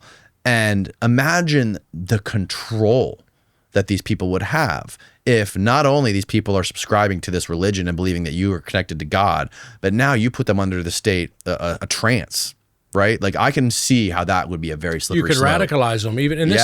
And it's not that so much I'm scared. I'm simply trying to report when you have behavior scientists teaming up with venture capitalists in the Catholic Church, that's worth writing about. That's a story. And so do I think it's a bad idea? I don't sound like a good idea, but I'm just trying to keep people abreast of, hey, these are some extremely interesting things that are happening. And the response has been people are like, wow, I didn't even know this was happening. What the Catholic Church might be interested in psychedelics. So yeah, I don't think it's a very good idea, but I'm not a Catholic, so they're not going to give it to me. Right. They're not going to have any control over me. But as Matt Johnson pointed out in my article, when you set up a situation to where someone is claiming they have direct access to God or the sacred, and you put minors around them, you just get prepared for what they didn't need psychedelics to how many people? Millions of people? Right. And now we're going to the church is failing for a reason. I'm not saying it's good. I'm not saying it's bad. Right. I'm simply saying it's emptied out. The pews are empty out for a reason. You lied and covered up a scandal in which you destroyed people's lives. Now let's try to rebuild it with psychedelic drugs. This is an insane idea. A new Reformation. And so that's been the center of my inquiry of new Reformation. Interesting. So, okay, so there's going to be, nobody likes you looking into the origin of their religion. And if they're starting one, they're never going to say this is a new religion. They're going to say, no, this is an old one. We're starting it back up. Right? They like, especially a startup religion. They want it to get down the road and already, going before you start looking into its origins, right? People in Scientology would prefer you don't write books. And in fact, they, let's just say, discourage people from writing about them. We're in Florida, so that's relevant. They're fucking 10 minutes from here. The headquarters. Are they really? Yeah, the flag building is like 10 minutes from here. Wow, I want to see it. There, But you I'll can take see you there. they don't like people looking to the origins of the original. Why? Because they want the founder to be mythologized so that you don't know much about him, right? Because if you look into L. Ron Hubbard, you're going to go, this guy's a crank. This is full of shit. So what I've been trying to do is look at all the intellectual cultural currents and all of the books that are tied up in this philosophy and these ideas and trying to pull them apart and illuminate them so that people can understand some of the figures involved with this. Even more so than saying, this is wrong, this isn't wrong. I've been more interested in the field itself, like what does Rick Strassman think of the New Reformation? What does Carl Ruck think of the New Reformation? Carl told me, as people who read my new article in Reason will see, in his words, it's suspect and potentially dangerous for the Catholic Church to endorse psychedelics, because what he said and what he believes is that the church has been the cause of global conflict for millennia, in his words, Right. and that they're going to try to indoctrinate people into the church to swell their ranks, and it could create more conflict. It could radicalize people into the religion even more, and it could intensify the conflict. And this is what's happened. But what nobody talks about is that these drugs are being deployed on the battlefield. And they're being weaponized. That's the thing we haven't even talked about yet. There you go. Since the Cold War, they've been weaponized with shit like MKUltra and all this other shit. Like, Yes. you can absolutely, there's been studies on how you can break down the human mind and mind control somebody, create a Manchurian candidate or whatever. I mean, Charles Manson. Have you read Chaos? That book, Chaos? That's by, an excellent book. Like, Yeah. they've been studying this stuff in the context of war, right? So Yes. imagine if you, holy shit, man. So this is what's happening, Danny, is if you read their literature, you don't have to make anything up. Just read their book, and they say Western civilization is failing. Whose book? What are you talking about? Well, if by the way, Sure. what is the New Reformation? Oh, this By is definition. There's a book called The Immortality Key that's kind of a blueprint for the psychedelic renaissance of what's happening. Right. In Yes. the first chapter, Yes. there's a foreword by Graham Hancock. Then there's an introduction called A New Reformation, which lays out his vision, the author's vision, Brian Murarescu, for what he calls a new reformation, which is to rebuild the Catholic Church by incorporating a psychedelic sacrament. And the idea is that this will revitalize Western culture because it's collapsing and dying of a spiritual crisis, et cetera, et cetera, et cetera. Okay. Do you see what I'm saying? I understand now. Yeah, and so what you see is this playing out in real life, that you see psychedelics being deployed on the, I think I sent you those two articles. And the New Yorker had one article, then the Ryan Grimm at The Intercept had a really interesting article that was called it was called Ibogaine versus meth. And on the Russian side of the Ukraine war, they're all loaded on meth. On the Ukraine side, they're all taking Ibogaine, which is a very powerful psychedelic. And he was chronicling this drug. Right now? Yes. Yes, and the New Yorker article is about the same thing because they believe that psychedelics Steven, pull this up, bro. Yeah, put Intercept Ibogaine and it'll pull up. It's amazing. What? They believe that it All increases. the Russians are on meth? Read the The article. casualties are way higher on the Russian side. Well, and that's normal though because Syria they were all on the meth. Nazis were on and meth the too, Nazis right? were all on meth. Yeah. Yeah. Well, you got to keep them going, you know. Right. And so were the Pearl Harbor, the kamikazes. Go down a little bit to where the real article's at. There it is. There you go. There's- right down there. There it is. Oh, this is it? Okay. Oh, it's behind a paywall. No, it's not. You just got to close that. Right?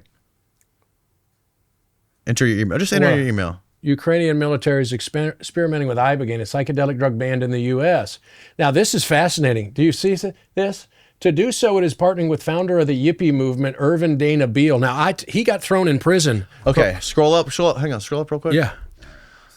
Okay, let me see the headline. The Ukrainian military is experimenting with psychedelic drug Ibogaine to treat traumatic brain injury. Okay, Ukraine is working with the founder of the Yippie movement to provide Ibogaine to soldiers on and off the battlefield. Scroll down. Okay, what were you pointing out? Well, to promote battle readiness, they said it increases spiritual resilience so that it kind of puts you in this heightened...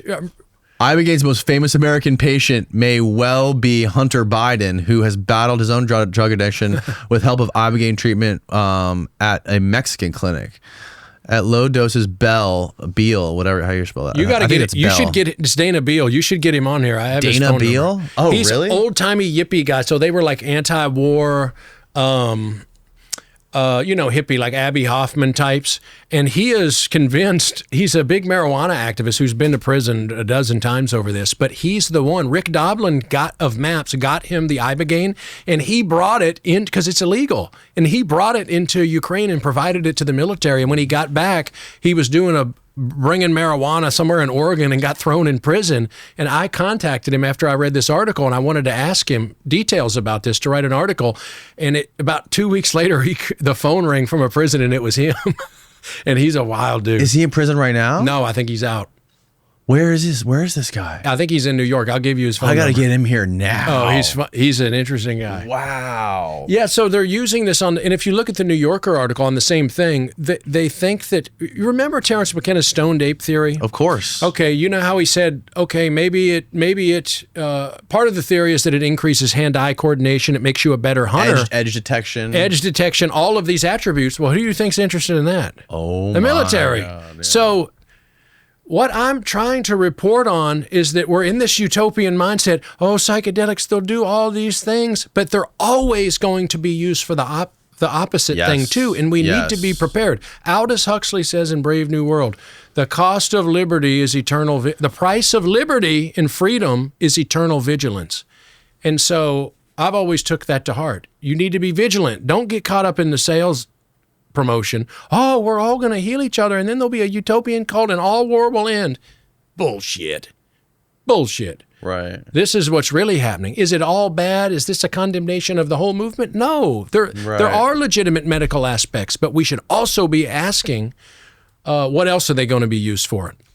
One reason is just because it's interesting, right? Yeah. I never thought about using this on the battlefield, but there's a new article out it's on some religious website, and it's called Do Psychedelics Fix a Broken Brain or something. And part of it's about John Lubecki, who's an Iraq War veteran, and he's talking about using MDMA, and he said, I'm on the front lines, but he's an American GI who went over to Ukraine to try to help him because he hates the Russians and believes in this war. And he said a lot of the people, they have trouble sleeping because they have PTSD, et cetera, et cetera. And he said, man, I'm over here on the front line sleeping like a baby because I've been healed through psychedelics. Wow. Yeah.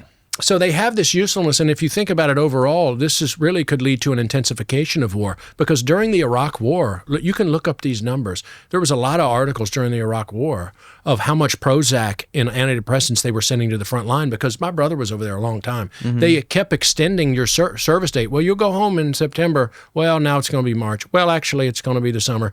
And people are naturally depressed because it was horrible, because of all the things that were happening. So now they're thinking, well, that's SSRIs. Those didn't work that good. What about if we can send them over there? You can extend the length of time to which they're there. You don't have to worry about shell shock. So it's what one member of the military, and this, you can find this too, he called it, we need to have sophisticated understanding of psychedelics on the battlefield to get a leg up on the enemy, because it results in what he called increased lethality. It makes the fighting force more lethal.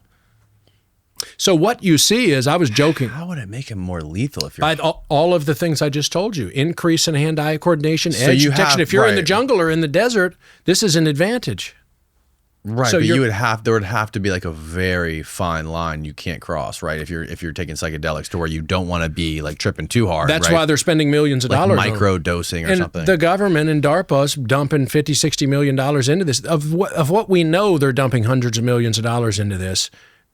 In order type in DARPA and psychedelics, see what comes up.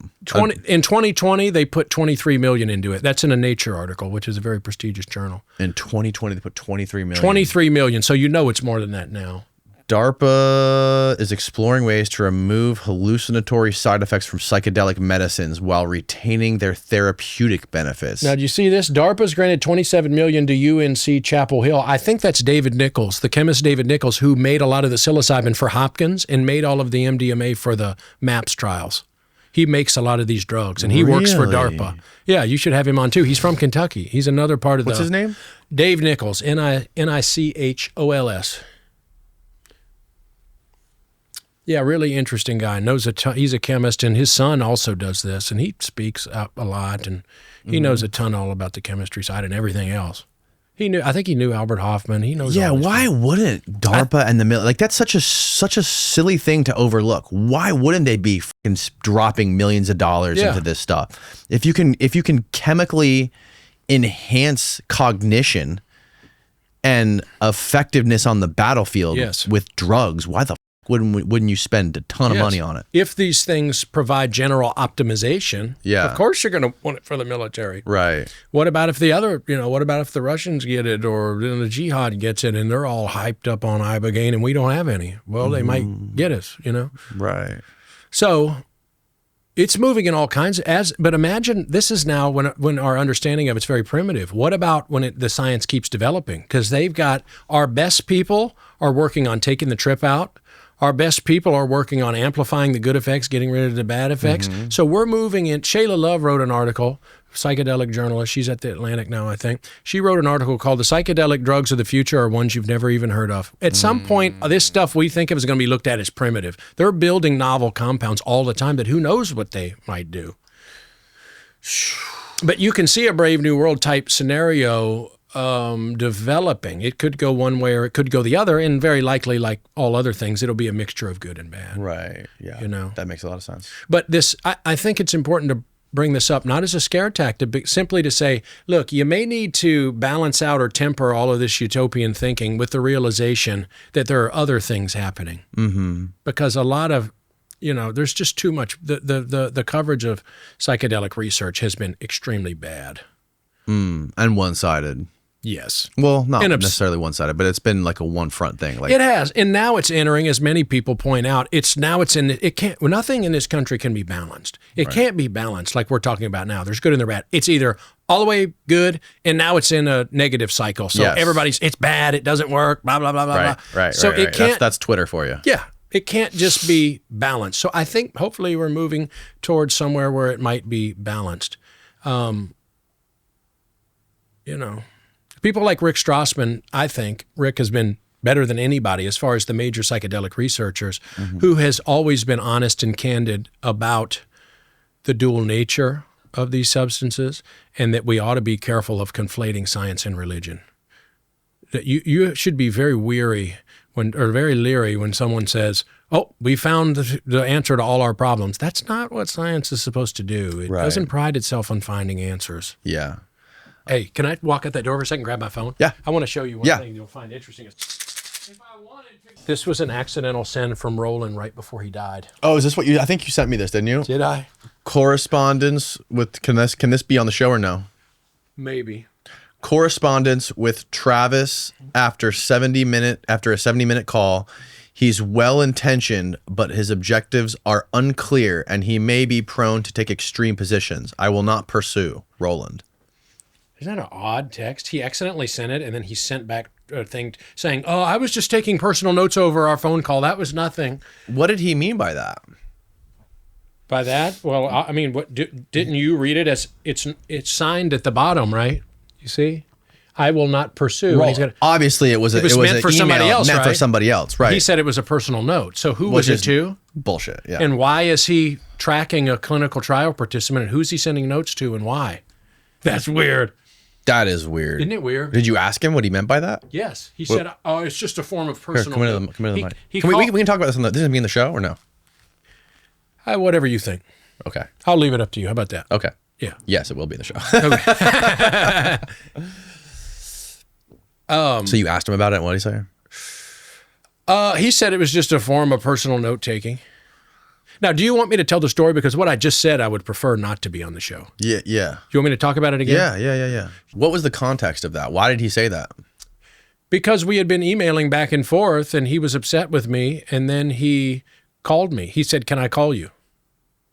And I said, "Sure." And so he called me, and we had a rather emotionally potent conversation. To where he did not want me reporting on the program. He didn't like he was simultaneously, he said, "I'm astonished by your level of research." That was his word. At the same time,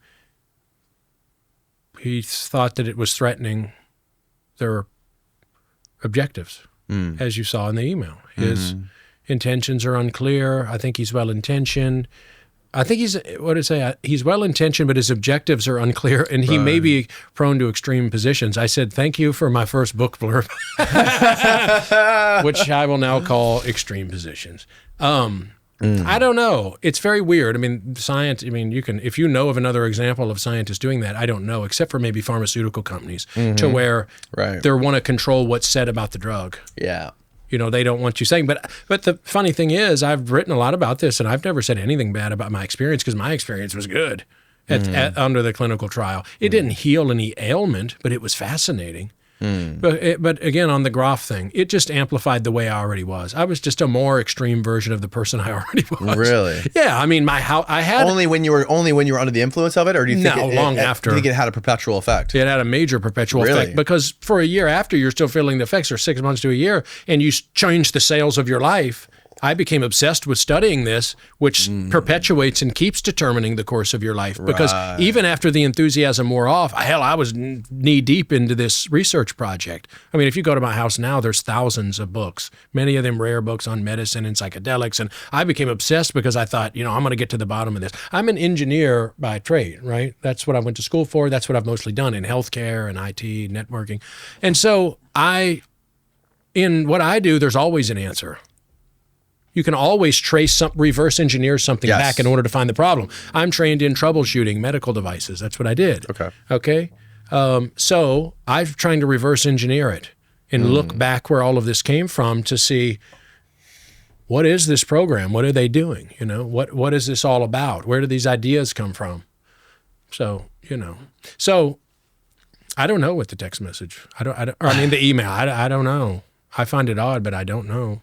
Based on everything we know about MKUltra in the 50s and 60s and 70s, do you think it's unreasonable to suggest that they're still doing something that we don't know about today? Oh, I think they are, but there's a recent article that talks about how now the CIA is mostly, it just came the other day, the head of the CIA said, we can't compete with Google, we can't compete with Palantir, we can't compete with Thiel and Musk and all these people. So they said, they're going to recruit them. We're working now, the spy agencies work directly with these massive corporations who are hoovering in data, and we now know data is worth more than oil.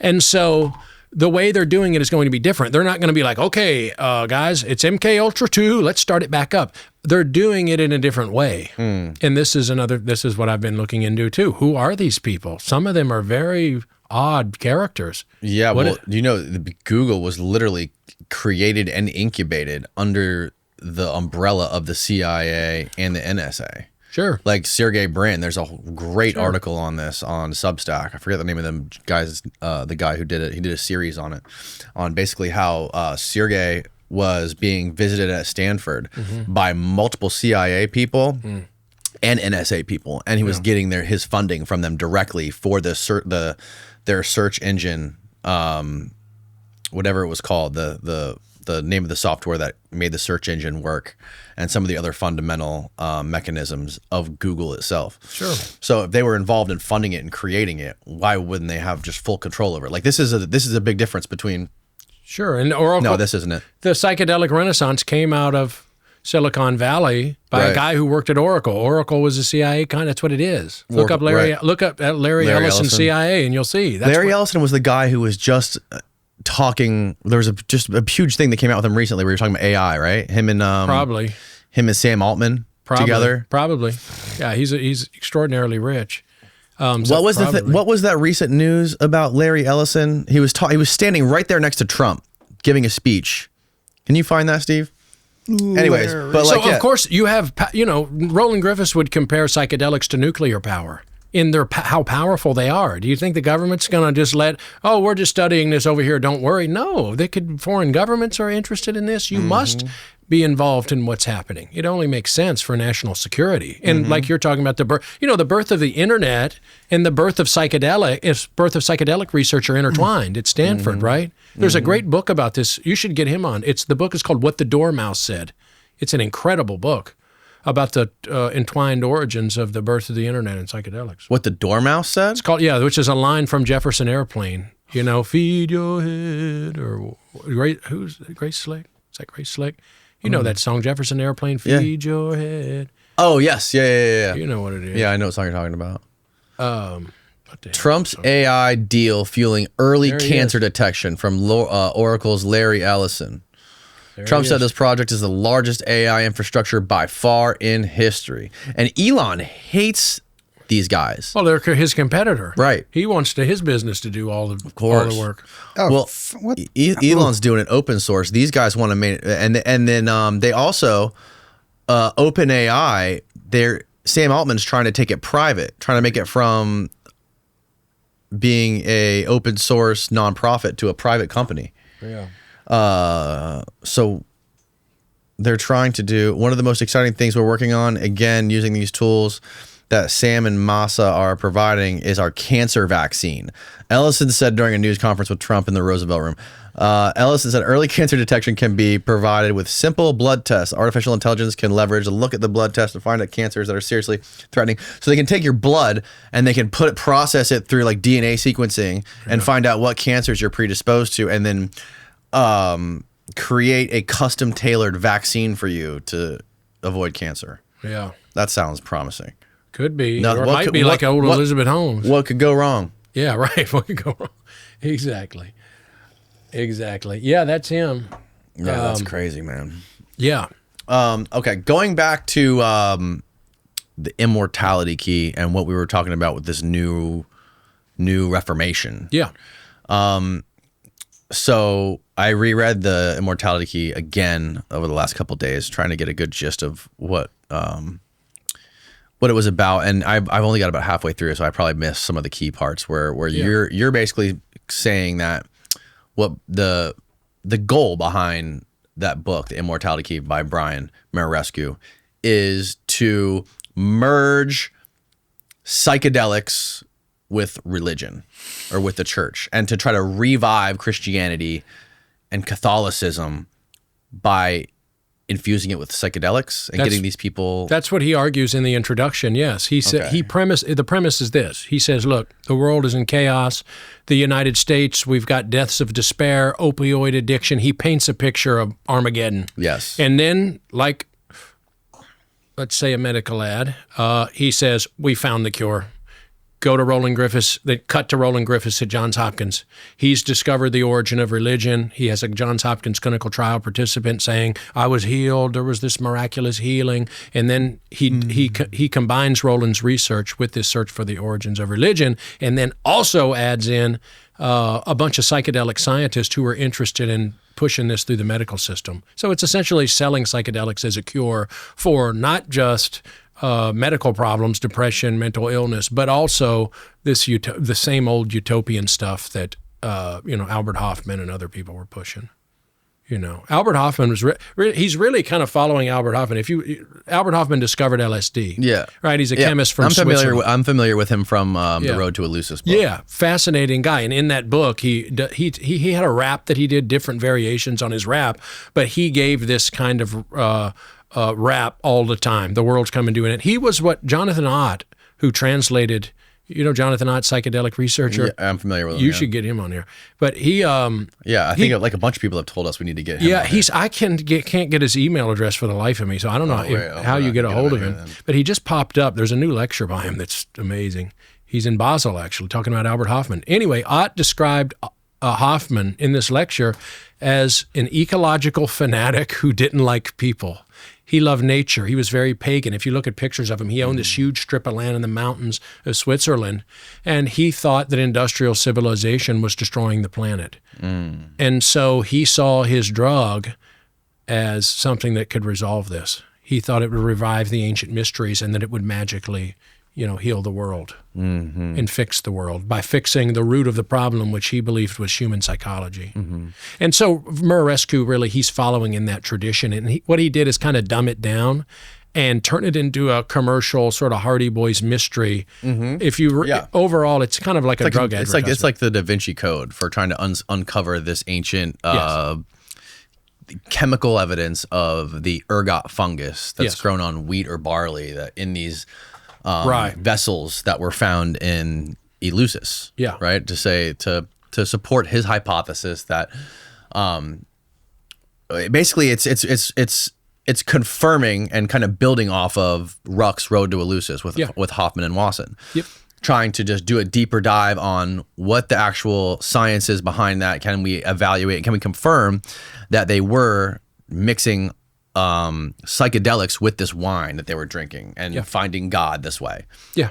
Which is fucking fascinating. I mean, it is fascinating. It is. And all the work on ancient, what it is, think about it this way. The book, the story that most people have clung on to is essentially a literature review. It's taking Ruck's work and Wasson, The Road to Eleusis, and it's looking at updated research using the work of mainly Patrick McGovern, who's the author. He's at University of Pennsylvania. He's a chemist. He's the one who pioneered this study of finding little objects like this, scraping them for residue and chemically analyzing them. Okay. His work is the basis of the book. His books are Uncorking the Past, and his other book's called Ancient Wine. It's on Princeton University Press. Everybody should go out and buy it. You should have Patrick on. He's a fascinating dude. So Brian is writing this book. He tells Patrick what he's doing, and McGovern's mentioned in the book over 70 times. Right. It's largely based on the updating of Ruck stuff is mainly using two things: McGovern's work on ancient wine mixed with the work of Roland Griffiths. So you see, he combined all of these things together, right? But yeah, so the middle of it's like a literature review. It's bookended by an introduction and an outro that are really trying to sell Hopkins research and psychedelics as some kind of medical cure. He says, look, let's revive Eleusis. Let's turn it into this chain of mental health clinics let's get the government to pay for it. And it'll cure people of all these different diseases. That's what the book argues. Now, is there any, and I can't remember from the book, but did we ever find any sort of hard evidence of psychedelics in these vessels, or is there any hard evidence that there were psychedelics used in Eleusis? No, there's none. None. Zero. Other than the texts, like Hillman would claim and that Ruck would claim. Yes. Right. There's no hard evidence, though. None. And they would say, look, they would say it's a bias to demand this type of scientific evidence. That's what they say. This is a bias. We don't need that hard scientific evidence. There's just certain people who science has now become the standard of believability and evidence. And so people like McGovern and other people, I'm maybe biased in this way a little bit too, I kind of want evidence. But if you read these texts, and if you read about the ancient mystery cults, even reading like Walter Burkert, who rejects the drug hypothesis, and you even read the people who reject the drug hypothesis, and I mean, it does, if you look at the descriptions, it does seem like it's psychedelic drugs. There's no doubt about it. Yeah. But they want to take it a step further. Hey, is there any physical evidence? Yeah. Because you're finding these vessels all around the world, South America, here, there, Telerad in Israel, and you're finding drugs everywhere. You're finding, Hillman was talking about, there was this, what was that vessel that he found that had human bodily fluids? Oh, it was in mixed with Tampa, drugs? the University of Tampa. It was an Egyptian mug, the god of Bes or something like that. I sent him that article, yeah. Yeah, and they actually, they found like vaginal mucus in this mug. Yes. And when was that mug from, Stephen? Did they date it? I think they dated it in that article. Oh, here it is. That's the mug right there. That's the god of Bes. And go down, let's see when they say it was from. 5th century. 16th. Okay, the vessels of the shape of Bes played an important part of the cult as a way from the 16th century BCE to the 5th century CE. This particular example dates the Ptolemaic Roman period, from which the 3rd century BCE to the 3rd century CE, when the production of such objects peaked. And then go down to where it says what was actually found in it. Psychoactive drugs, human blood, and other. There you go. Yeah. They found evidence of human blood, bodily fluids such as oral or vaginal mucus, and breast milk. Yeah, so morning, you had, I think Pogram and Homila is morning glory seeds, right? I think that's what it is. Yeah. Traces, okay, sesame so here seeds. you have scientific evidence of what Hillman's been talking about for a long time, right? That you have these strange concoctions that you find in these ancient medical books. Now you find a mug with it in it, and I'm sure this is going to keep happening. I think if you compare Hillman's work to the Immortality Key, you see something interesting. Yes. In Hillman's work, it's most people would find absolutely revolting, wild, and crazy. Disgusting. And what you see in the Immortality Key, and I've talked with Hillman and all these Ruck and people about this, you see a kind of advertisement for a more modern, new age sort of, wellness, Michael Pollanized, Oprah-fied wellness center that him and his associates are interested in making, apparently. And in your Reason article, you claim that some of the people that Brian interviewed and used for the research behind the Immortality Key is people like Ruck or like Hillman. They were not. Brian did not explain to them his hypothesis or his his hypothesis, his motivation or his spin on the book. They didn't know about a new Reformation. They didn't know about the pharmaceutical stuff. All they knew about was, look, I'm going to diligence Ruck's theory. Is it true or not? I'm going to go out and I'm going to look for evidence. And if there's no evidence, I'll say there's no evidence. If there is, I'm going to say there is. They didn't know about all of these other things. They didn't know about the new Reformation. And you can imagine Ruck and Hillman, with the way they are, whenever he found out what we're rebuilding the church, it was all the thrust of the psychedelic literature from Hoffman to McKenna. I mean, look at McKenna's stuff. He wrote, I sent you that. McKenna was very anti-Christian. All of them are. The whole point of psychedelics was to debunk Christianity and to dissolve it and get rid of it. After we debunk it, get rid of it. They want to destroy it. And you can tell by talking to Hillman that he very much has a disdain for religion and Christianity. Yes. So you can imagine his surprise whenever you open up the book, of which, as in his words, the Immortality Key is peppered with his research, and anybody who knows his research can read the book and see. He's only cited once. There's a short discussion of a paper of Amen that's called Smashing the Victorian Lens. It's probably his best paper, Hillman's best paper, Smashing the Victorian Lens. I haven't even seen that one. He talks about it in there for a paragraph or maybe two, but his research is much more prominent in the book than that would lead you to believe. The witches and all of this stuff. So yeah, they were definitely surprised. Right when the book came out, I had already known Ruck. I had already known all this literature. Okay. And Ruck introduced me to Brian through an email. And so I was like, oh, cool, new book coming out. This is going to be amazing. Maybe this stuff will become more popular. This is great. Yeah. And then when the book came out, I didn't read it at first, but Ruck and I wanted to interview them about it or talk to them about it. And they were like, kind of like, what? You wanted to interview Ruck and Hillman about it? Well, I wanted to talk to him about it. Hey, what's going on? Are you happy? Isn't this amazing? These subjects are getting out there. What do you think of the book? And they hem-hawed around about it and about, where I expected to find jubilation, I found, I don't know. That's interesting too, right? Like the foundational beliefs and values and ideologies of the people like Ruck and Hillman. It goes to even like biblical scholars. Like lots of biblical scholars are religious and believe in are Christian. And they're kind of like, they're going to school and studying this stuff, and it's supposed to be scientific, but they're also looking at stuff that only bolsters their beliefs they already have. And on the opposite side, you have people like Ruck and Amen, who are like very anti-Christian and anti-religious, but they're both looking at the same texts and both coming up with their own.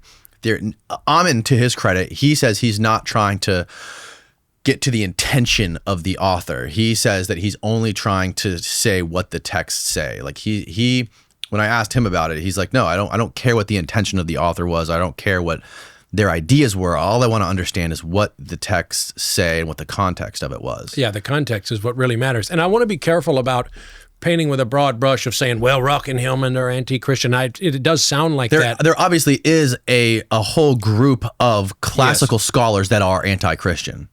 Yeah, and Ruck, I don't know if Carl would say he's maybe he would, I don't know. You could ask him, but yeah. I don't, but yeah, it's there. With Hillman, let me just say this. With Hillman, it's much more overt. He's very clear about his motivations and how he feels about modern Christianity and the Catholic Church. I mean, he wrote a book on the Catholic Church called Ritual Child. I mean, come on. Right.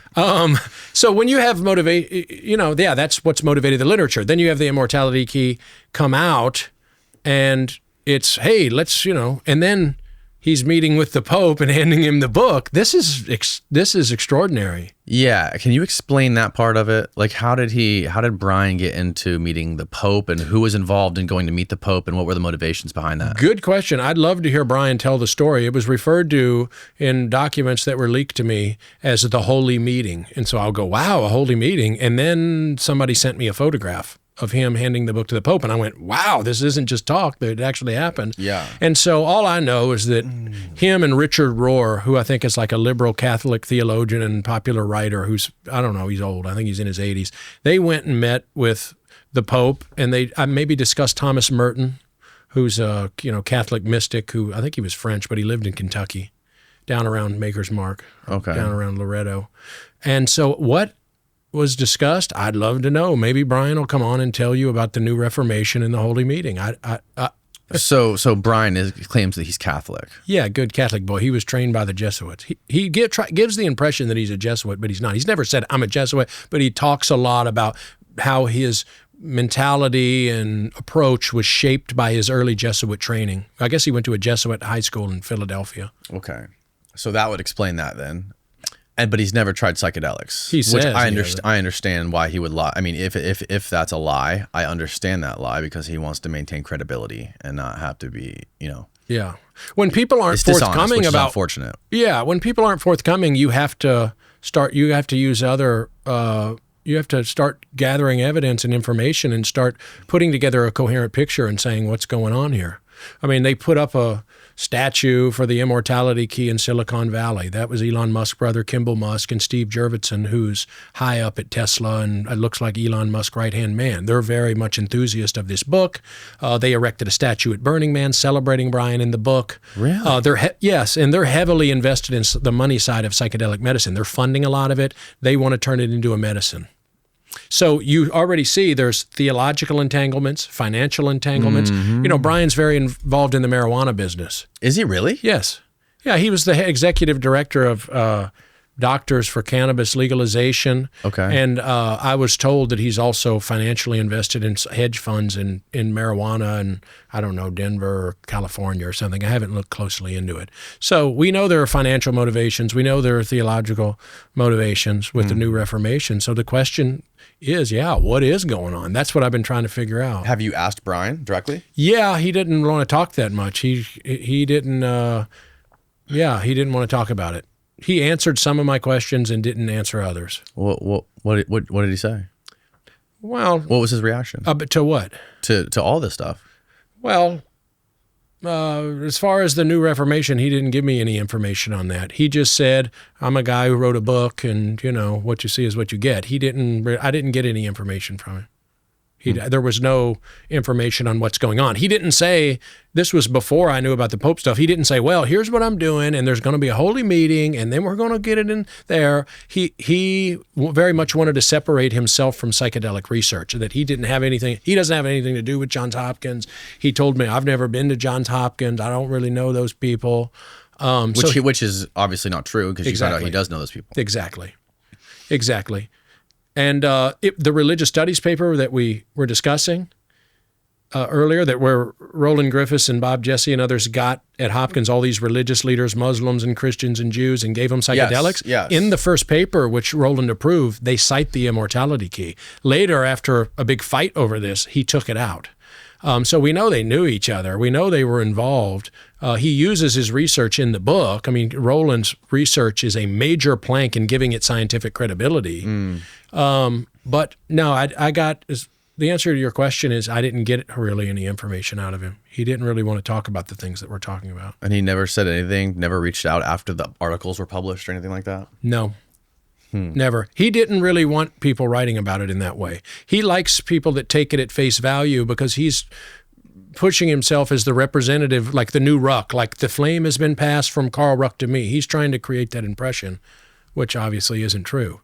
That's my interest in this. I'm talking to Carl and I'm looking at the Joe Rogan podcast and all this other stuff, and then you talk to them and you go, hold on, there's two different stories here. Which one's true? Right. And how is this entangled with the Hopkins project? Because the center of my investigation is the project at Johns Hopkins.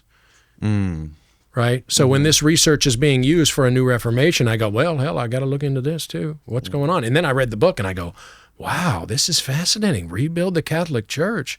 And this, I've had people tell me, oh, Travis, this is nothing. It's just self-promotion. Right? It seems to have gone a lot farther than self-promotion. If this is self-promotion, it's quite elaborate. What is that paper that you were citing that has never been released or is never going to see the light of day? That was the religious studies. That was the one with all the religious folks. Yeah, let me tell you what happened. So Roland gets diagnosed with cancer. They're putting the finishing touches on this paper, which he believes is going to be the magnum opus, proving that psychedelics are the common core of all religions. What happened was a controversy happened at Johns Hopkins. His protege Matthew Johnson, was accused of a whole bunch of stuff. Bullying, is yelling at colleagues, bullying at colleagues. And when Roland was dying, he had to appoint a new director. Well, he naturally appointed Matt because he was his protege. He'd been working with him for 20 years. He personally groomed him to be his replacement. He puts Matt in charge of the Hopkins Psychedelic Research Center. Other people are mad who basically are mad that he got the job and that are jealous and that maybe they have some, I don't know what their resentments were, but they were mad about it and didn't want him to be the director, so they made up a bunch of stuff. Roland said, Matt, we got to let you go. And it created this massive controversy, and that controversy led to the New York Times expose called The Psychedelic Evangelist, which exposed everything that was happening behind the scenes. If that would not have happened, the paper would have been released.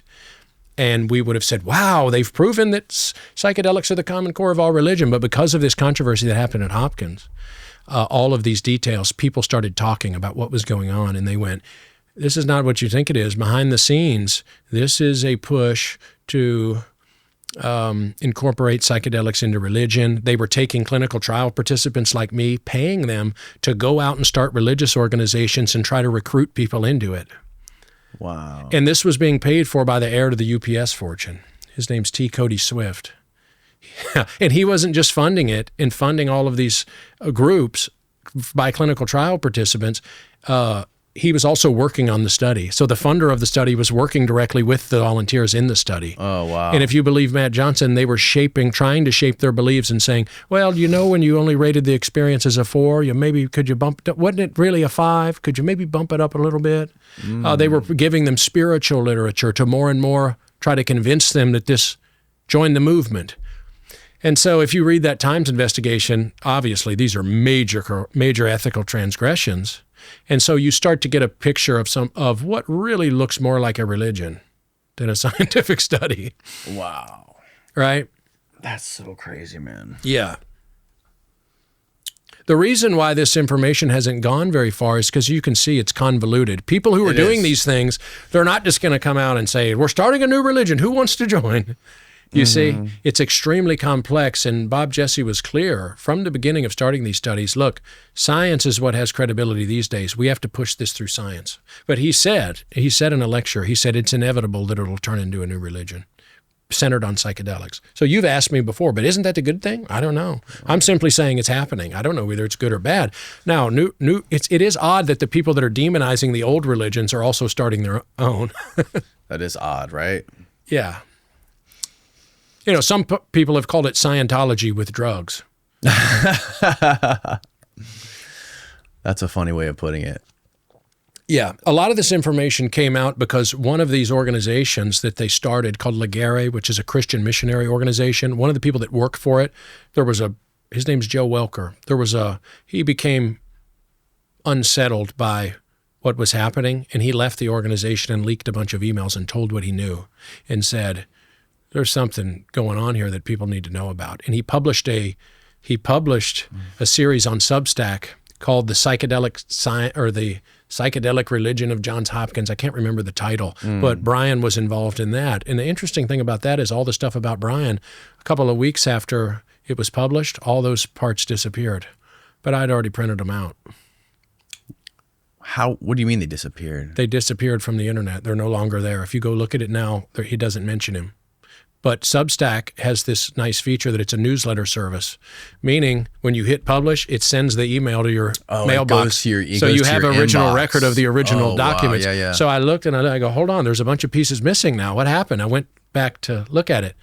This is interesting. All of the references disappeared. So I went back to the original emails. A bunch of it had been deleted. Yeah.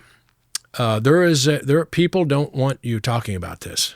They do not want you, hence my little message over there. Right. They don't want you talking about it. And it's most people you can dismiss, but I did the trial. I know more about this than most people do. I've been studying it for 10 years really intensely, the scholarly literature. I not only did the clinical trial, and I've met most of these people and talked to them. So it wasn't so easy for them to dismiss me and say that, well, he doesn't know what he's talking about. Well, I do know what I'm talking about. I did the trial. You didn't. And it also came out, we should say that Roland himself was using psychedelics during these trials. Right. While he was studying them, he had also been taking them himself at his house, which he even admitted on the Tim Ferriss podcast, convinced him that it was true, that this must be true. All of these ideas are true. Perennialism, psychedelic theory of religion. You see? The perennialism idea is very interesting. It is, isn't it?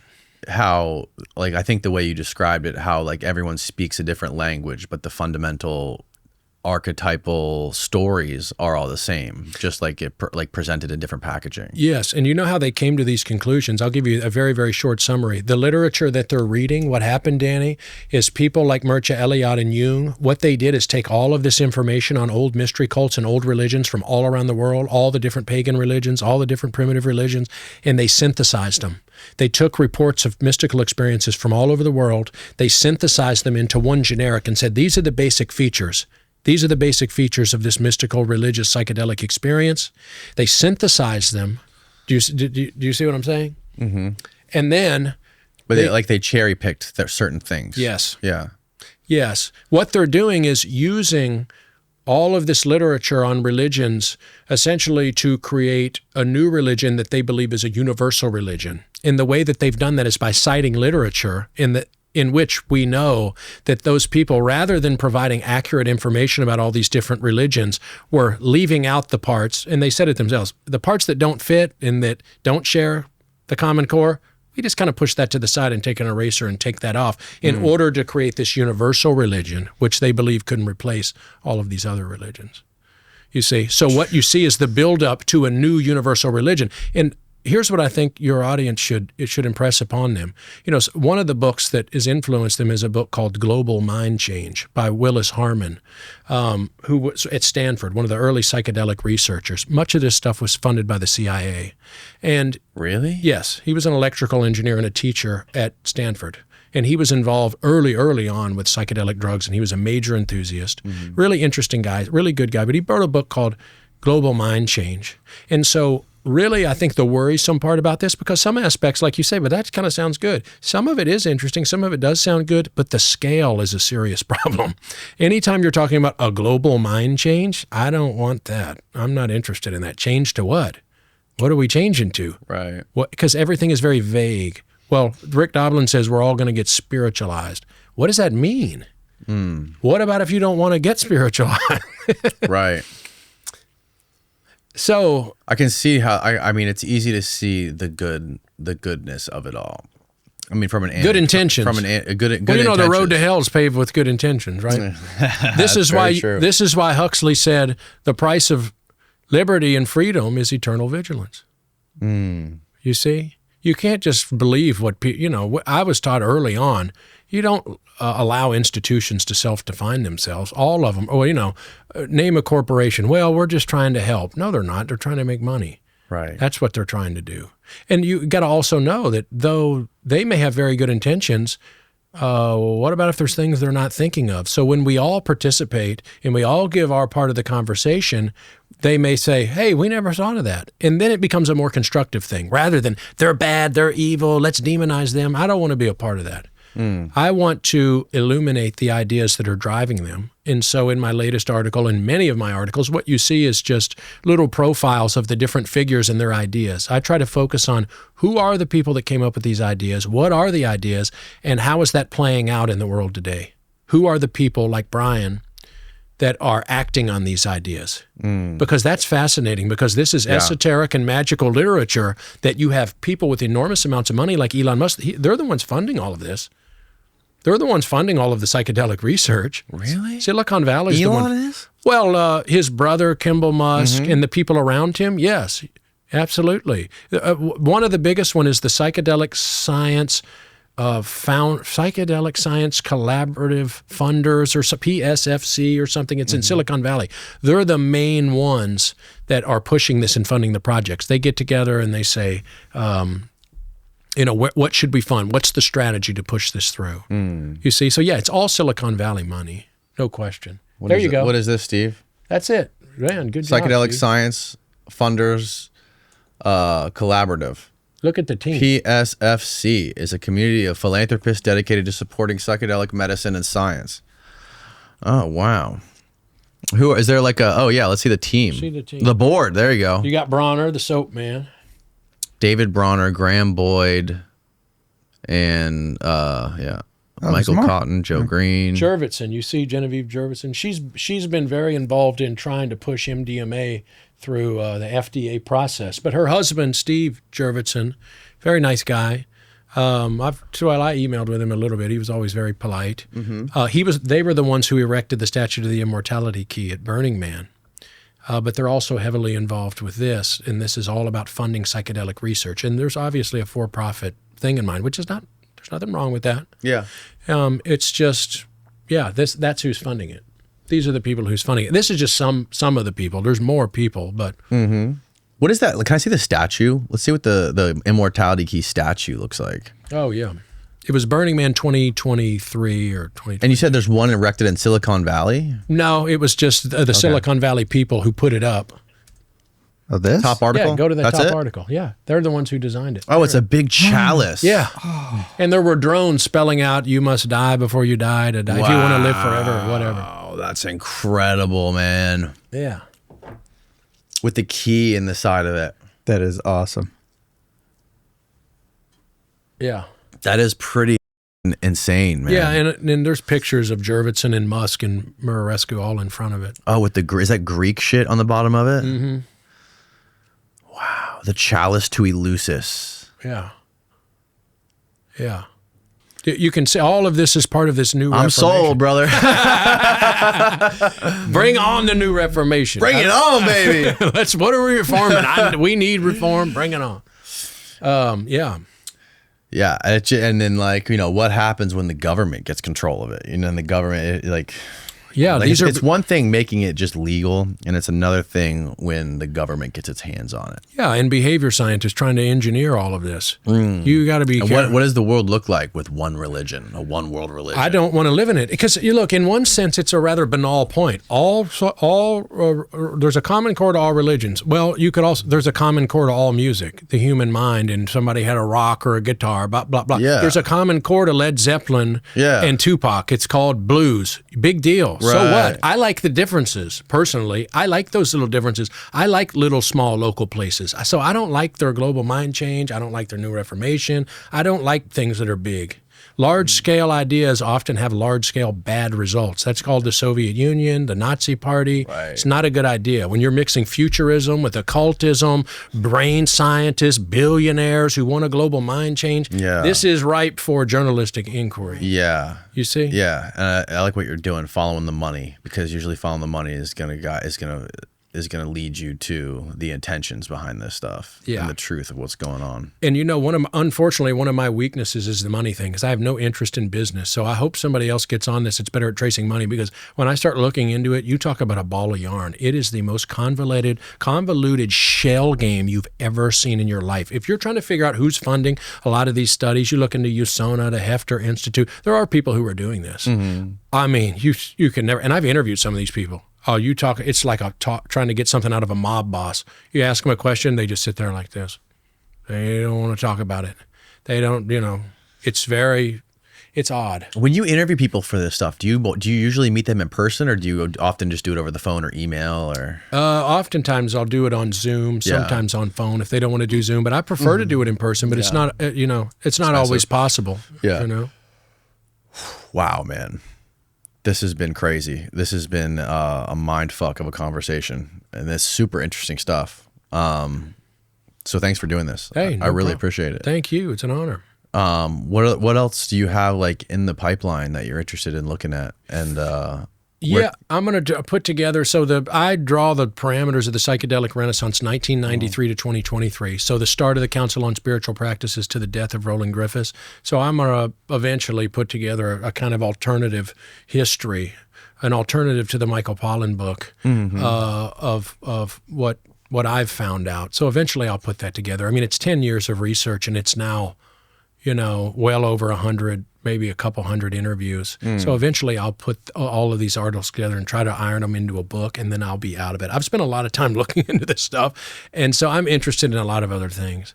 Yeah. And I'm involved in a lot of other things. But that's probably what I'll do. But I am going to keep chasing this, because what happened, Danny, was every time I thought the story, I had gotten a book contract here, and it just kept, the story kept going. Every time I'm like, well, it's over, something would happen. I thought it was over last year. Then you got the Pope thing, and I'm like, wow, what? This story, we're witnessing, I think, the birth of a new religion. I really believe that. Yeah, that reminds me. Has Brian ever publicly talked about his meeting with the Pope, or is he trying No. to? Has that been a secret? It's a secret. Well, I'm not going to say it's a secret, but he hasn't talked about it. I don't know. I think it was a secret, but I don't know. I mean, again, you could ask him about the holy meeting, but no, it was never anything published about it. And I didn't publish everything that I had. That was just part of it. Oh, really? Yeah. And it's all in that article on Reason. Can you bring up that article? It's on the Reason website? Yeah, Reason. What's the name of the article? There's two. One's called the strange case of the Immortality Key, and the other one's called the most controversial research paper in psychedelic history may never see the light of day.